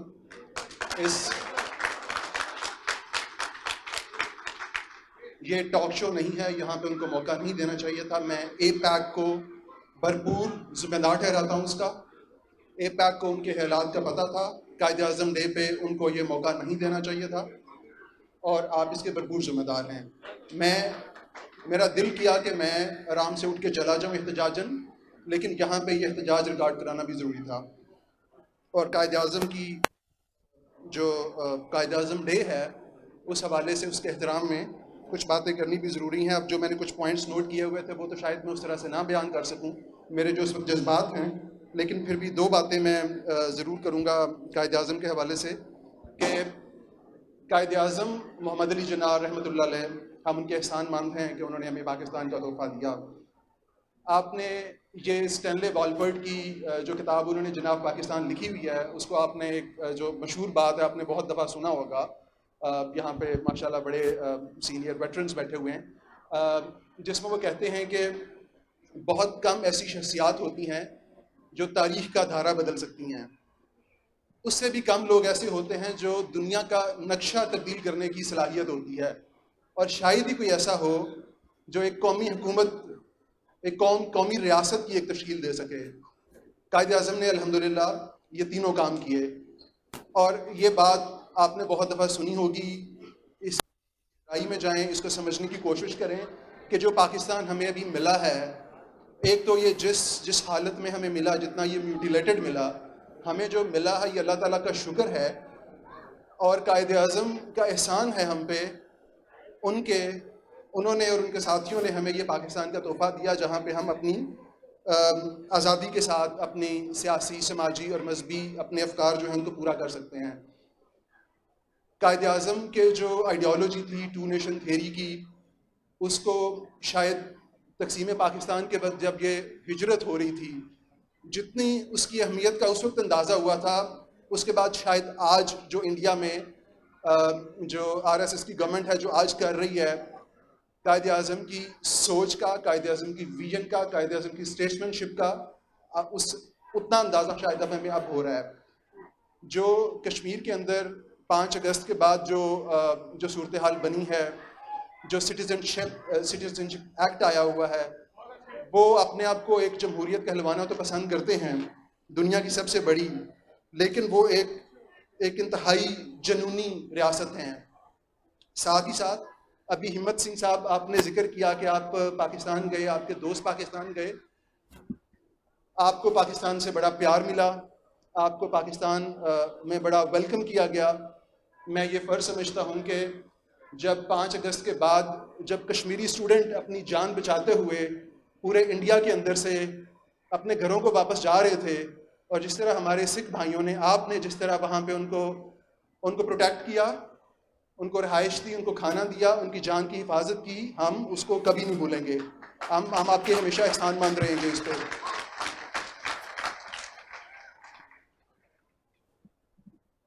हम आज के दिन कायद आज़म मोहम्मद अली जिन्ना को खराज तहसीन पेश करते हैं। उन्होंने पाकिस्तान का हमें तोहफ़ा दिया। साथ ही साथ हमारे जो बुज़ुर्ग हैं उन्होंने पढ़ा है किताबों में, हम सब ने भी पढ़ा है कि एक वक्त था कि कायद आज़म 1919 के बाद, 1920 के बाद थोड़े से मायूस हो गए थे। उनकी आइडियोलॉजी पहले जो हिंदू मुस्लिम यूनिटी के एम्बेसडर के तौर पे जाने जाते थे, और वो एक यूनाइटेड इंडिया का मे भी उनके जहन में था, और वो कांग्रेस के मेंबर थे। तो वो जो कुछ हालात बने उनकी, वो बड़े उससे उनको अच्छा नहीं लगा, और वो थोड़े से सियासत से अलग हो गए। तो हम अल्लामा इकबाल फ़क्र पाकिस्तान को ये खराज तहसीन पेश करते हैं कि उन्होंने कायद आज़म को गालबन 11 खतूत लिखे। उन्होंने कायद आज़म को इस चीज़ की तरफ माइल किया कि एक वो बजाय यूनाइटेड इंडिया के एक अलग मुसलमानों के लिए अलग एक मुल्क की कोशिश करें, और वो फिर कायद आज़म ने उसको मतलब पाया तकमील तक पहुँचाया, और उसमें 1940 की लाहौर रेजोल्यूशन में उसका इजहार किया। तो हम इकबाल सीन पेश करते हैं। कायद आज़म की एक और जो फ़िक्र थी, उसको हम ख़ास तौर पे अगर जो ओवरसीज़ पाकिस्तानीज़ हैं, जो पाकिस्तानी अमेरिकन हैं, उससे मैं रिलेट करने की कोशिश करूँ तो कायद आज़म ने एक लेटर स्टेज में जब उनका इलेक्शन के ज़रिए से सियासत में आने का, इलेक्शन जीत के हुकूमत बनाने का जो ज़्यादा ख़ास तौर पे जो कांग्रेस मिनिस्ट्रीज़ थी 1937 की, उसके बाद, तो यहाँ पे मैं चाहूँगा, आप इसको बेहतर समझते हैं, आपने यहाँ रहना है, आपकी अगली जनरेशन्स ने यहाँ रहना है, आपका यहाँ पे ये मुफाद है कि यहाँ पे आप जितने मजबूत हों, जितने यूनाइटेड हों, जितने मजबूत हों, यहाँ पे आपने अपने लिए उतने ही मौके पैदा करने हैं। तो कायद आज़म की फ़िक्र के मुताबिक आपने सबसे पहले अपने आप को, बच्चों को तालीम के मैदान में, उनको तालीमी मैदान में बहुत मजबूत करना है, बहुत ज़्यादा तालीम देनी है, और अपने आप को फाइनेंशियली बड़ा स्ट्रॉन्ग करना है। उसके बाद आप सियासत में आएँ, उससे पहले ना आएँ। आप सियासत में आएँ जब आपने आपको तालीम के मैदान में और मईशत के मैदान में आप बहुत मजबूत कर लें। उसके बाद आप सियासत में आएँ। जब आप सियासत में आएंगे और आप यहाँ पे सियासी और अवामी ओहदे आप रखेंगे, उसके बाद आप देखेंगे कि यहाँ पे जितने ज़्यादा आप मजबूत होंगे, आपका अपना फ़ायदा है, आपकी अपनी कम्युनिटी को बेहतर आप सर्व कर सकते हैं, आप पाकिस्तान को बहुत सर्व कर सकते हैं। मैं एक पाकिस्तानी सफारतकार होने के नाते मैं बड़ी खुल के ये बात करूँगा कि यहाँ पे जितने आप ज़्यादा मजबूत होंगे उतना हमारा काम आसान होता है। तो यहाँ पे आपकी मजबूती से सारी चीज़ जुड़ी हुई है। जो हमारी यंगर जनरेशन है, उनको कायदे आज़म के जो प्रिंसिपल्स हैं यूनिटी फेथ डिसिप्लिन के, हम उन्होंने बहुत दफ़ा पढ़े होंगे, लेकिन इसको वालिदैन से मैं गुजारिश करूँगा कि उनको समझाएं, उनको एक एक लफ्ज़ के मफ़हूम बताएं और उसकी अहमियत बताएं। मैं सिर्फ यहाँ पे एक दो मिसाल दूंगा कि यहाँ पे पाकिस्तानी कम्युनिटी माशाल्लाह बहुत मजबूत है। 1 मिलियन से ज़्यादा पाकिस्तानी यहाँ पे हैं। न्यूयॉर्क में बहुत ज़्यादा काफ़ी हमारी अचीवमेंट्स हैं यहाँ पे, लेकिन जितनी हमारी जो अददी मजबूती है वो हम अगर जितने ज़्यादा यूनाइटेड होंगे हम उतना ज़्यादा यहाँ पे अचीव कर सकते हैं। हमने यहाँ पे जिस कोनी आइलैंड एवेन्यू पे अभी हम यहाँ पे बैठे हुए हैं, इसकी को नेमिंग हुई है मोहम्मद अली जिन्ना एवेन्यू के नाम से। वो आपकी कोशिशों की वजह से है। आप अगर तादाद में कम होते, आपकी अप्रोच लोकल पॉलिटिशियंस के साथ कम होती, तो यकीनन ये रेजोल्यूशन ना पास होती।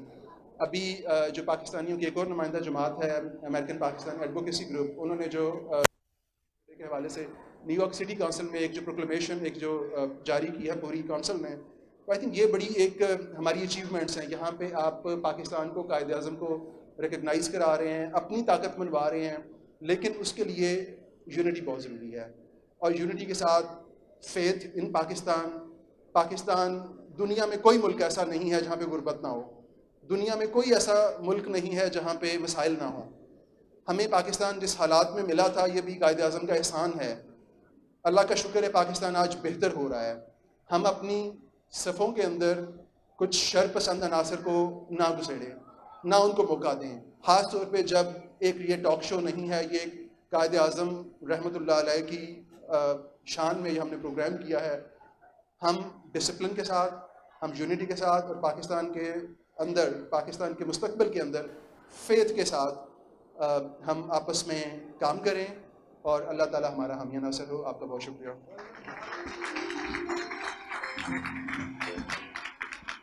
शुक्रिया vice consul general Naeem Cheema साहब। आपने एक तो हमारे मेहमान के उन्होंने जो कहा आपने मजम्मत की, लेकिन ये रिकॉर्ड की दोस्ती के लिए ये कहना बहुत ज़रूरी है कि तमाम मेहमान जो है हमारे लिए मोहतरम है। ये अंडरस्टैंडेबली ये बात इस आपकी दुरुस्त है कि ये आज कायदे आज़म डे इसलिए था कि हम अपने बच्चों को ये बताएं आज़म कौन थे, क्या थे, उन्होंने क्या जद्दोजहद की। ये कोई तनकीदी नशिस्त नहीं थी, ये हमारा मौक़िफ़ भी नहीं था। इसलिए मैं भी इस बात को रिकॉर्ड पे लाना चाहता हूँ। दूसरी बात, आपने दो कौमी नज़रिए की भी की और आपने जो इंडिया में आजकल चल रहा है, वो एक और दिलचस्प बात आपको बता दूं कि शायद कॉमरेड वन मैन आर्मी आज इंडियन एम्बेसी के यूएन मिशन के सामने जाके खड़े हुए थे और उन इंडियंस ने अंदर से निकल के इसको मारा नहीं, बाकी कसर उन्होंने कोई नहीं छोड़ी। और इन्होंने फेसबुक पे भी वो लाइव किया हुआ था, वो रिकॉर्डिंग अभी भी पड़ी हुई है, तो आप देखिए उन्होंने उसके बाद स्टेटमेंट भी जारी की। सो भाई खुद तो मरोगे, हमें भी मरवाओगे साथ में। बहरहाल कीप इट अप, ऐसी बात नहीं है। ये तो एक लाइटर नोट पे मैंने कहा। अब सिर्फ दो की नोट स्पीकर हमारे रह गए, डॉक्टर अमरजीत सिंह साहब और डॉक्टर अशरफ अदील साहब। उसके बाद अवार्ड्स भी होंगे। सो अब आखिरी खिताब होगा डॉक्टर अशरफ अदील साहब का। डॉक्टर अशरफ अदील साहब का तारुफ बहुत तवील है, लेकिन मैं आपसे आपके बारे में सिर्फ इतना कहूँ कि आप एक उस्ताद हैं।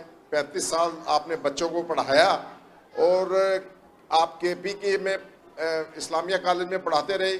आपके स्टूडेंट्स दुनिया में शोबों में कामयाब रहे, वो हर जगह मौजूद हैं।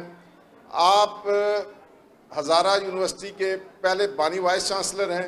आप कुट्सटाउन यूनिवर्सिटी पेंसिल्वेनिया में गोरों को, अमेरिकनों को फ़लसफ़ा पढ़ाते हैं। और आपकी शायरी की किताब भी 2 हफ्ते कबल आई और आप मुसन्निफ़ हैं और मैं आपका बहुत मशकूर हूँ कि आपने अपना कीमती वक्त दिया। मैं एक बात इधर मेंशन करना चाहता हूँ कि जिस तरह बात कर रहे थे डॉक्टर अमरजीत सिंह साहब, आप उसी हवाले से कुछ अर्सा कबल डॉक्टर अशरफ अदील साहब से एक नशिस्त में गुफ्तगू हुई और आपने फरमाया कि 1947 की जद्दोजहद जो थी वो एक सिविल राइट्स की मूवमेंट थी जो कायद-ए-आज़म मोहम्मद अली जिन्ना ने हिंदुस्तान के मुसलमानों के हकूक़ को तहफ़्फ़ुज़ देने के लिए चलाई। अब ये फ़र्क देखें आप कितना वाज़ेह है कि वो उसी तरह की तहरीक 1960 में 1963 में अमेरिका में चलती है और बर-ए-सग़ीर पाक व हिंद में वो 1947 में चली। आज देखिए डॉक्टर अशरफ अदील साहब हमें और क्या बताते हैं कायद-ए-आज़म के बारे में। डॉक्टर अशरफ अदील साहब।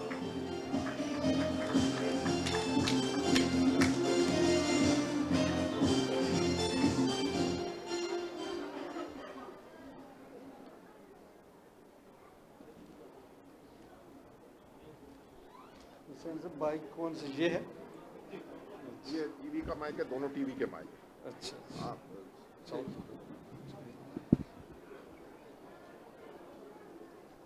रब्बि इश्रह ली सदरी व यस्सिर ली अमरी वहलुल उक़दतम मिन लिसानी यफ़क़हू क़ौली। मुंतज़िमीन गिरामी, जनाब डॉक्टर ग़ुलाम नबी फैज़ साहिब, जनाब डॉक्टर अमरजीत सिंह साहिब, जनाब हिम्मत सिंह साहिब, ख़वातीन व हज़रात और ख़ुसूसन जनाब इफ्तिखार चौधरी साहिब,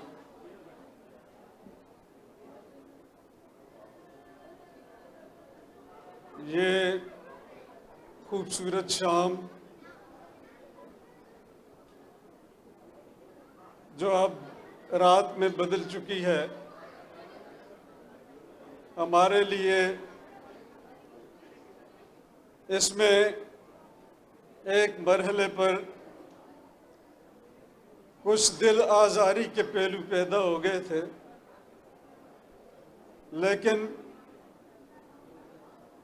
ये उतार चढ़ाव जो है ज़िंदगी के उतार चढ़ाव के साथ जारी और सारी रहता है।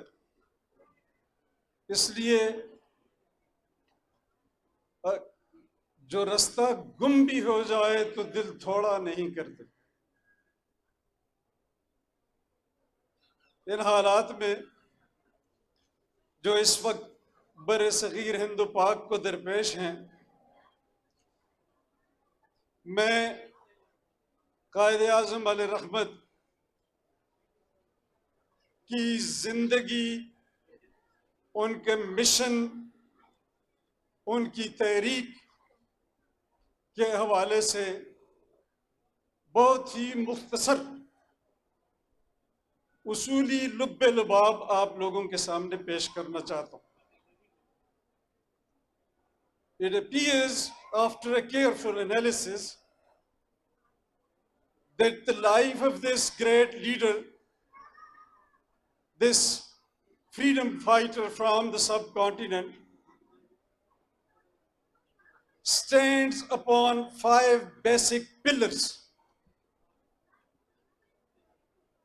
पहला जो कायद-ए-आज़म की जिंदगी का मरकजी नुक्ता है, किरदार और तहरीक और मिशन, वो उनका कॉन्स्टिट्यूशनलिज्म है।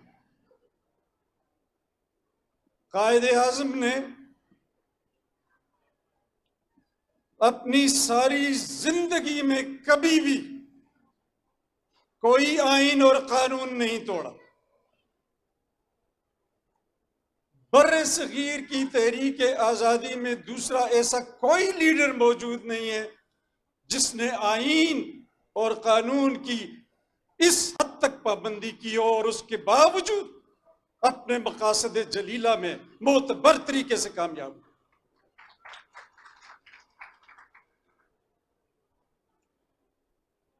ये कॉन्स्टिट्यूशनलिज्म बाबा कौम ने अपनी तालीम के दौरान बरतानवी पार्लिमान का बनज़र गायर और गौर से मुताला करके उसकी प्रोसीडिंग्स को गौर से देखकर सीखा और हासिल किया था, और उसको उन्होंने सारी उम्र दिल से लगाए रखा। आप ये देखिए कि पाकिस्तान के अंदर जितने भी बहरान और मुश्किलात हमें पेश आई हैं, इस कॉन्स्टिट्यूशनलिज्म से डेविएशन के नतीजे के तौर पे पेश। कोई बहरान बन ही नहीं सकता था पाकिस्तान के लिए अगर बर वक्त आईन बना दिया जाता, और अगर उस आईन को जिंदगी के तमाम शोबों में कायदे आजम की जीरक सोच और बसीरत के मुताबिक अप्लाई किया जाता है। इसलिए मैं ये समझता हूं, और ये मेरे तमाम भाइयों के लिए, सिख बरादरी के लिए, कश्मीरी भाइयों के लिए भी मेरी तरफ से ये बुनियादी नुक्ता, ये गुजारिश है कि खा हम अपना जाती किरदार जो है उसमें इनकलाब लाना चाहें, खा हम अपनी फैमिली के किरदार में इनकलाब लाना चाहें, खा हम अपनी कौम के किरदार में इनकलाब लाना चाहें, खा हम अपनी एम्पायर को चलाना चाहें, हमें आईन और कानून की हुदूद के अंदर कॉन्स्टिट्यूशनलिज्म के जरिए इस इनकलाब के लिए काम करें, तो हमें कोई भी डिफीट नहीं कर सकेगा। दूसरी बात यह है कि कायदे आज़म अलैहि रहमत ने अपनी जिंदगी एक मुस्तनद तरीके से गुजारी। He was an authentic man. दिखावे के लिए आपने कभी कोई काम नहीं किया। आप दिखावे के जरिए आलिम नहीं बन सकते, दिखावे के जरिए मुत्तकी नहीं बन सकते, आप दिखावे के जरिए जो है ना साहिब किरदार नहीं बन सकते। आप दिखावे के जरिए एक्टर बनते हैं, दिखावा बनते हैं। ऑथेंटिसिटी जो है वो कायदे आज़म की जिंदगी का बुनियादी पिलर था और उनकी तहरीक का बुनियादी पिलर था। अगर आपने अपनी जाती जिंदगी, अपनी तहरीकों की जिंदगी, अपनी कौमों की जिंदगी को बदलना है तो आप ये बात जो है अपने पले बांध लीजिए कि ऑथेंटिसिटी आपको, मॉरल ऑथेंटिसिटी आपको इख्तियार करनी होगी, और रिलीजियस ऑथेंटिसिटी, अगर आप रिलीजियस कम्युनिटी हैं तो रिलीजियस ऑथेंटिसिटी इख्तियार करनी होगी। और इसके अलावा वर्चू जिस चीज का नाम है, तकवा जिस शे को कहते हैं, क्या प्रिटेंड करने से तकवा आ सकता है किसी की जिंदगी में? कायदे आज़म के अंदर जो तकवा था, वो तकवा जो है उसका ताल्लुक उनके जाहिर से नहीं था, उनके बातिन से।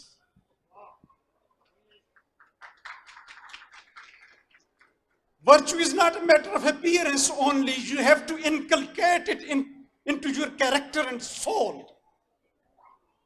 And that is what you need for transforming your personal character, as well as for revolutionizing your communities, and as well as for leading your movements to success. Third thing, the third pillar of Quaid-e-Azam's character is total and absolute financial integrity. Quaid-e-Azam की risk में एक पाई का धोखा और झूठ और हराम शामिल नहीं था। एक पाई का मशहूर वाकया है कि someone came with a case, with a legal case to him and paid him some 2,000 rupees or whatever. That is what he used to charge for an hour. But he was able to complete the case in half an hour or 3/4 of an hour. He returned the rest of the money to the client. 500 रुपए वापस कर दिए कि जी मैंने तो आपका case 45 minute में तय कर लिया था, इसलिए मैं ये बाकी इजाफी फीस नहीं ले सकता। आपको अगर आपने अपनी जाती जिंदगी को, अपने बच्चों की जिंदगी को, अपनी फैमिली की जिंदगी को और अपनी कम्युनिटी और अपनी मूवमेंट को कामयाबी से हमकिनार करना है, तो उसके रिस्क के सोर्सेज को हलाल बनाना होगा। ये तीसरी बात थी। कायदे आजम, आपको पता है, कायदे आजम जो है वो एक रेंटेड अपार्टमेंट में पैदा हुए थे। उनके वालिद माजिद बहुत ज्यादा अमीर आदमी नहीं थे। कायदे आजम बजाते खुद अपनी जो है ना जोरे बाजू से एक वक्त में 40,000 रुपए माहाना कमाते थे सिर्फ अपनी लीगल प्रैक्टिस से। वो बहुत अमीर आदमी बन गए, लेकिन अपने जोरे बाजू से, और उसमें कोई हराम का शायबा तक नहीं था। ये तीसरा पिलर है कायदे आजम के कैरेक्टर का। और चौथा जो उनके कैरेक्टर और मूवमेंट का फंडामेंटल पिलर था, वो उनका इंक्लूसिविज्म था। इंक्लूसिविज्म, कायदे आजम ने सिर्फ मुसलमान अक़लियत की हकूक की बात नहीं की। तारीख शाहिद है कि आपने तमाम हिंदुस्तान के अंदर मौजूद तमाम अक़लियतों के हुकूक की बात की। और पाक कायदे आजम की जो मूवमेंट थी, that was a precursor to the civil right movement that then in the 60s started in the United States. And I will dare say that that movement still continues, because Qaeda Azam wanted to ensure that in the subcontinent and then ultimately at the global level, all communities, every human being, regardless of their creed, regardless of their ethnicity, regardless of their race, everybody should be given basic human and civil rights. ये उनका इंक्लूसिविज्म। देखो, हम सब continent के लोग religious लोग हैं, अक्सर लोग सेकुलरिज्म के लफ्ज पे खफा हो जाते। आप नहीं यूज करें सेकुलरिज्म का लफ्ज। ये इंक्लूसिविज्म है कि सबको साथ लेके ये उनकी कैरेक्टर और उनकी मूवमेंट का चौथा बड़ा प्रिंसिपल था। और पांचवा, वो उनकी commitment to democratic consultation. Working committee से पूछे बगैर और मशवरा किए बगैर आपने कभी भी कोई बड़ा और अहम फैसला नहीं किया। अखबार नवीसों ने बाज़ औक़ात मजबूर किया कि जी आप हमें बताएं कि आप किस डायरेक्शन में जाएंगे कल। कहते नहीं, मैं वर्किंग कमेटी के साथ मशवरा करूंगा और उसके बाद आपको बताऊंगा। तो आप लोग, मैं ये गुजारिश करना चाहता हूं कि ये 5 बुनियादी पिलर्स जिनके ऊपर कायदे आजम की मूवमेंट और कायदे आजम की पर्सनैलिटी और कायदे आजम का विजन उस्तवार था, इन 5 से डेविएशन की वजह से पाकिस्तान में जो भी क्राइसिस आए हैं, जिस जमाने में, इन 5 से डेविएशन की वजह से आए हैं। आज अब अगर आप दोबारा क्राइसिस से बचना चाहते हैं तो 5 पर आपको अमल करना होगा। ये 5 पर आपको अमल करना होगा। और इसके अलावा ये सिर्फ कायदे आजम और पाकिस्तान की सतह की बात नहीं है। कायदे आजम के ये उसूल जाती जिंदगी में भी अप्लाई हो सकते हैं। अगर आप अपने बच्चों को आला तरीन शख्सियतें बनाना चाहते हैं तो ये उसूल उनको सिखा, ये उसूल उन्हें सिखा। और अगर आप अपनी तहरीकों को कामयाब तरीन तहरीकें बनाना चाहते हैं तो फिर इन उसूलों के मुताबिक उन तहरीकों को चलाएं। कायदे आजम ने जिस तहरीक को शुरू किया था, उस वक्त उसकी दुनिया भर में अशद जरूरत थी, लेकिन आज उससे ज्यादा बरे सगीर में और फिर दुनिया भर में उसकी जरूरत है।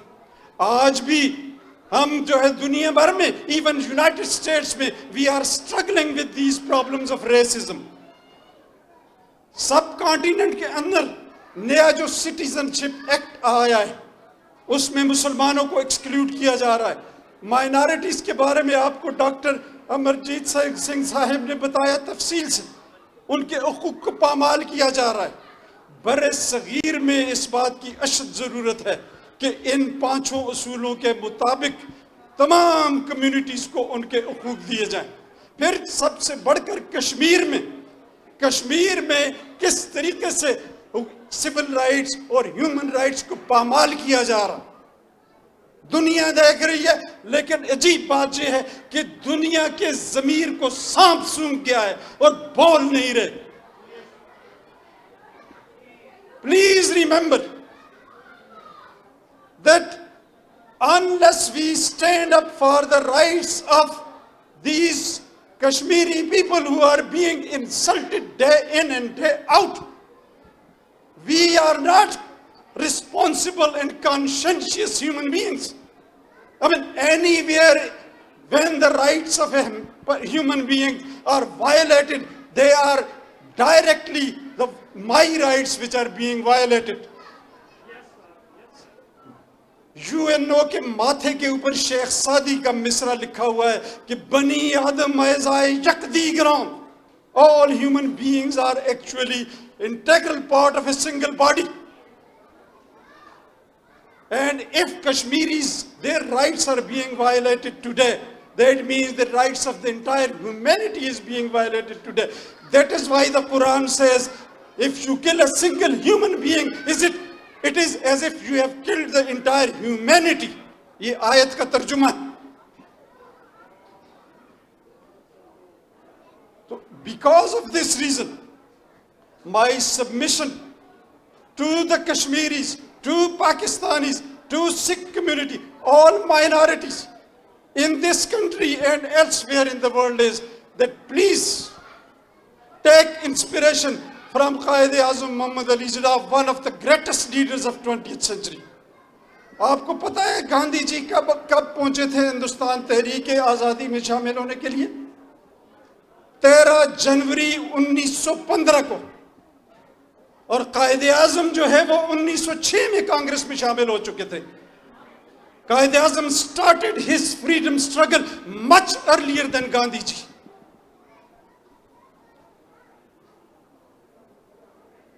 अगर आप और ये लोग जो है सेकुलरिज्म की बात करते हैं और बाज़ औक़ात कायद-ए-आज़म को कहते हैं कि ये तो एक कम्युनलिस्ट था। और भाई जब आप अक़लियतों के हुकूक की बात करें तो आप कम्युनलिस्ट हो जाते हैं। ये बात नहीं है। Quaid-e-Azam was not a communalist, he was an inclusivist. He was a man who believed in a big tent. He wanted a place for everyone on the table. And that meant that he had to fight for the rights of the minorities in the subcontinent, which of course included the Muslim minorities as well.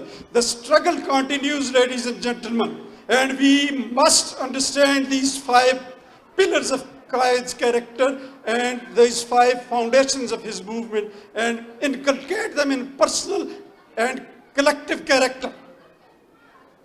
Last thing that I want to say is related to Pakistani mothers.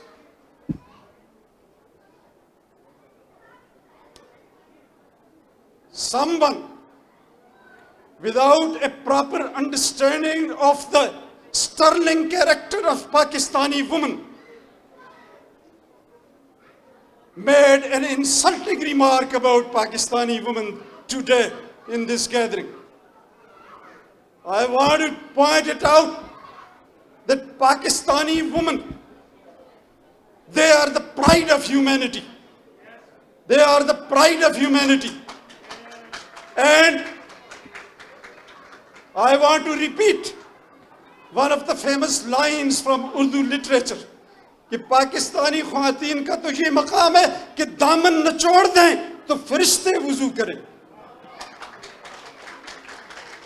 So anybody who wants to criticize governments, let them criticize, but I don't want them to obfuscate the sterling character, to obfuscate our view of the sterling character of Pakistani women. I salute them, and I think that one of the greatest institutions ये बात आप जो है अपने पल्ले बांधें और बच्चों को भी बताएं.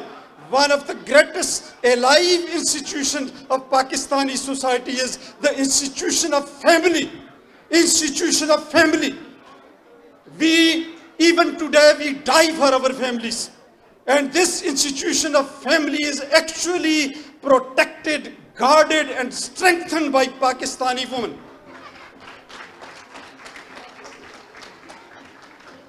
Therefore, nobody should dare speak irresponsibly about Pakistani women. My salute to you, and I am very grateful. I am very grateful to the community, to the organizers. I mean, I don't have really time to name all the names, but I believe that this has been a great gathering. Just forget about that little episode. Rejoice. We had a great leader and we have a great country full of resources and we have great minds and we are going to build it into one of the greatest countries of the world. Thank you. God bless you.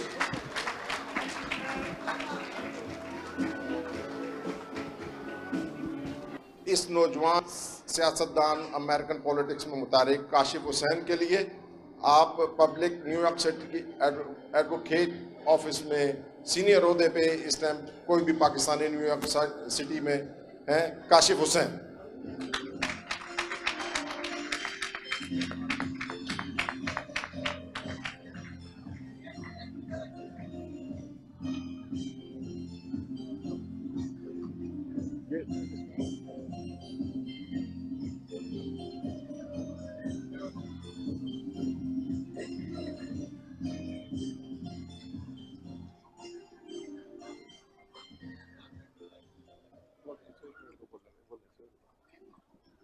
Because he is a public advocate office, is one of the officials, so I want to please say a few words about the today's event and what you like to say Pakistani community. Please.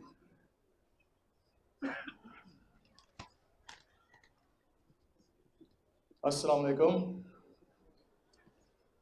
First of all, thank you APPAC for hosting and commemorating APAC, the All Pakistani American Coalition, for hosting and commemorating the 144th birth anniversary of Quaid-e-Azam Muhammad Ali Jinnah, a person who was sent to the subcontinental India not only as the blessings for Muslims, but for all other minorities. And I want to touch upon that we are very, very fortunate that we have very diverse minorities in Pakistan. Yesterday, today, and tomorrow, it will be evident when we look back at what is happening to Muslims in India and Kashmir today, how important it was to safeguard a land for Muslims. Quaid-e-Azam have saved millions of Muslims from persecution witnessed in Kashmir and India. Today we salute his vision. He was able to see the future. He was able to predict the problems and the torture of Muslims down the century. If it's not for Quaid-e-Azam, our families, our children, and our future would be looking at absolute annihilation and absolute disaster. What I learned in few years is that in Pakistan or in the United States, we cannot be isolated because it doesn't work. United community engagement is the requirement of the time. And that means we need to work on our common goals. The common goals are achieved when our economy is free of corruption and is providing bread and butter to the communities living inside Pakistan, regardless of their caste, creed, or religion. We will not fall victim to slander and revenge, but we will be cautious in our approach to our national interest at all times. Lastly, this is my appeal to my elders and all tribal leaders in Pakistan and the United States. Invest in your future. Invest in your future generation. Do not isolate the next generation. The next generation in Pakistan and internationally are the crown jewels of Pakistan. They are tomorrow's leader, and young Pakistani generation is making history throughout the world. They are CEOs, politicians, scientists, athletes, and artists. If you fail them now, our future will be lost with them. So today, I urge you to support locally here and abroad as they take an important initiative. As the Deputy Public Advocate for New York City, the first Pakistani to hold that position and the highest ranking Pakistani in New York City, I found out that the highest, this is not a proud moment for me. This is a proud moment for you, all the Pakistanis. This is your hard work of 40 years of immigration in this country for making us grow up and get educated in this country. That's why we are here. But our work has not stopped yet here. We need to work hard. We need to produce more leaders. As our Sikh brothers and their leadership has stated, that we need to be in Washington, we need to be doing internship, we need to be in politics. I disagree that we need to get financially strong. No. We need to be in politics now. This is the time when the Trump is in office and he's dividing everyone. So with that note, I'd like to say God bless America and Pakistan Zindabad. Thank you.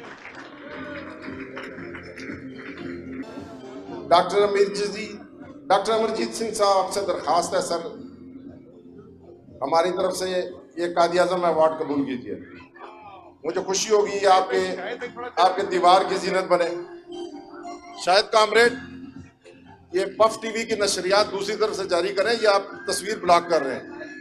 Shahid भाई, ये Indian embassy नहीं है, आगे से हट जाएं।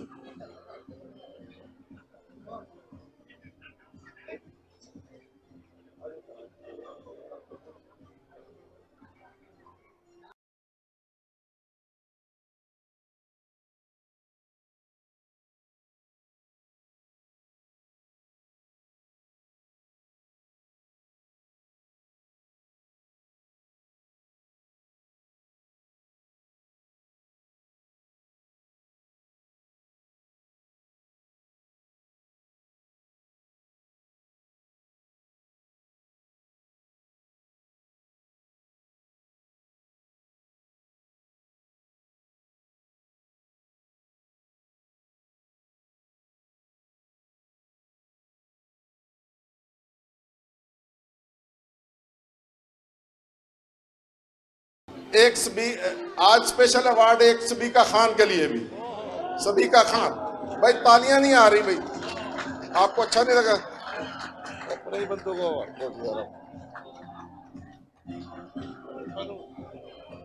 Captain Misbah नूर, आप Pashtun community से हैं और आप 5वें पुलिस ऑफिसर हैं जो कैप्टन के इस ओहदे तक पहुंचे।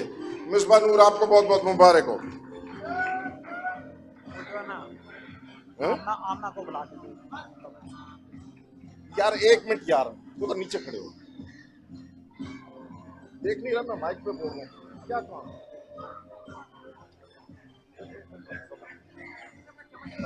Captain Misbah Noor, I want to please say a few words, just a few words. अस्सलाम वालेकुम जी, मेरा नाम मिसबा नूर है, NYPD से मेरा ताल्लुक़ है। 15 साल से मैं पुलिस ऑफिसर हूँ। APAC का मैं बहुत शुक्रिया अदा करना चाहता हूँ, आपने मुझे यहाँ पे ऑनर किया और ये मेरे लिए बहुत बड़ी बात है। इंशाल्लाह ये प्लैक मेरे ऑफिस में जाएगा और जो भी मेरे से पूछेंगे, ये कायद आज़म का अवार्ड है। I am extremely humble and honoured. Thank you APAC। आज के शोर में इसको इनकाद करने में, बच्चों को ऑर्गेनाइज करने में एक शख्सियत का पीछे बहुत हाथ था, आमना हबीब। आपने देखा होगा कश्मीरी प्रोटेस्ट में आमना भाभी को आपने पेश देखा होगा, और नारे मारने अगर ख्वातीन ने किसी ने सीखने तो वो आमना भाभी से सीखे।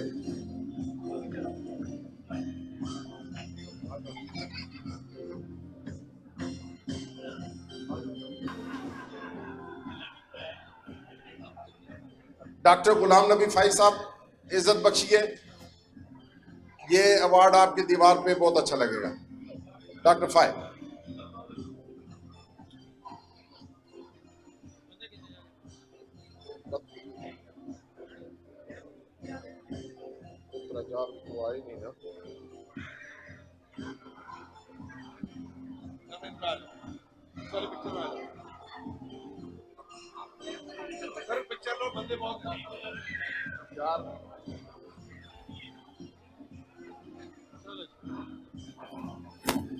डॉक्टर अशरफ अदील साहब,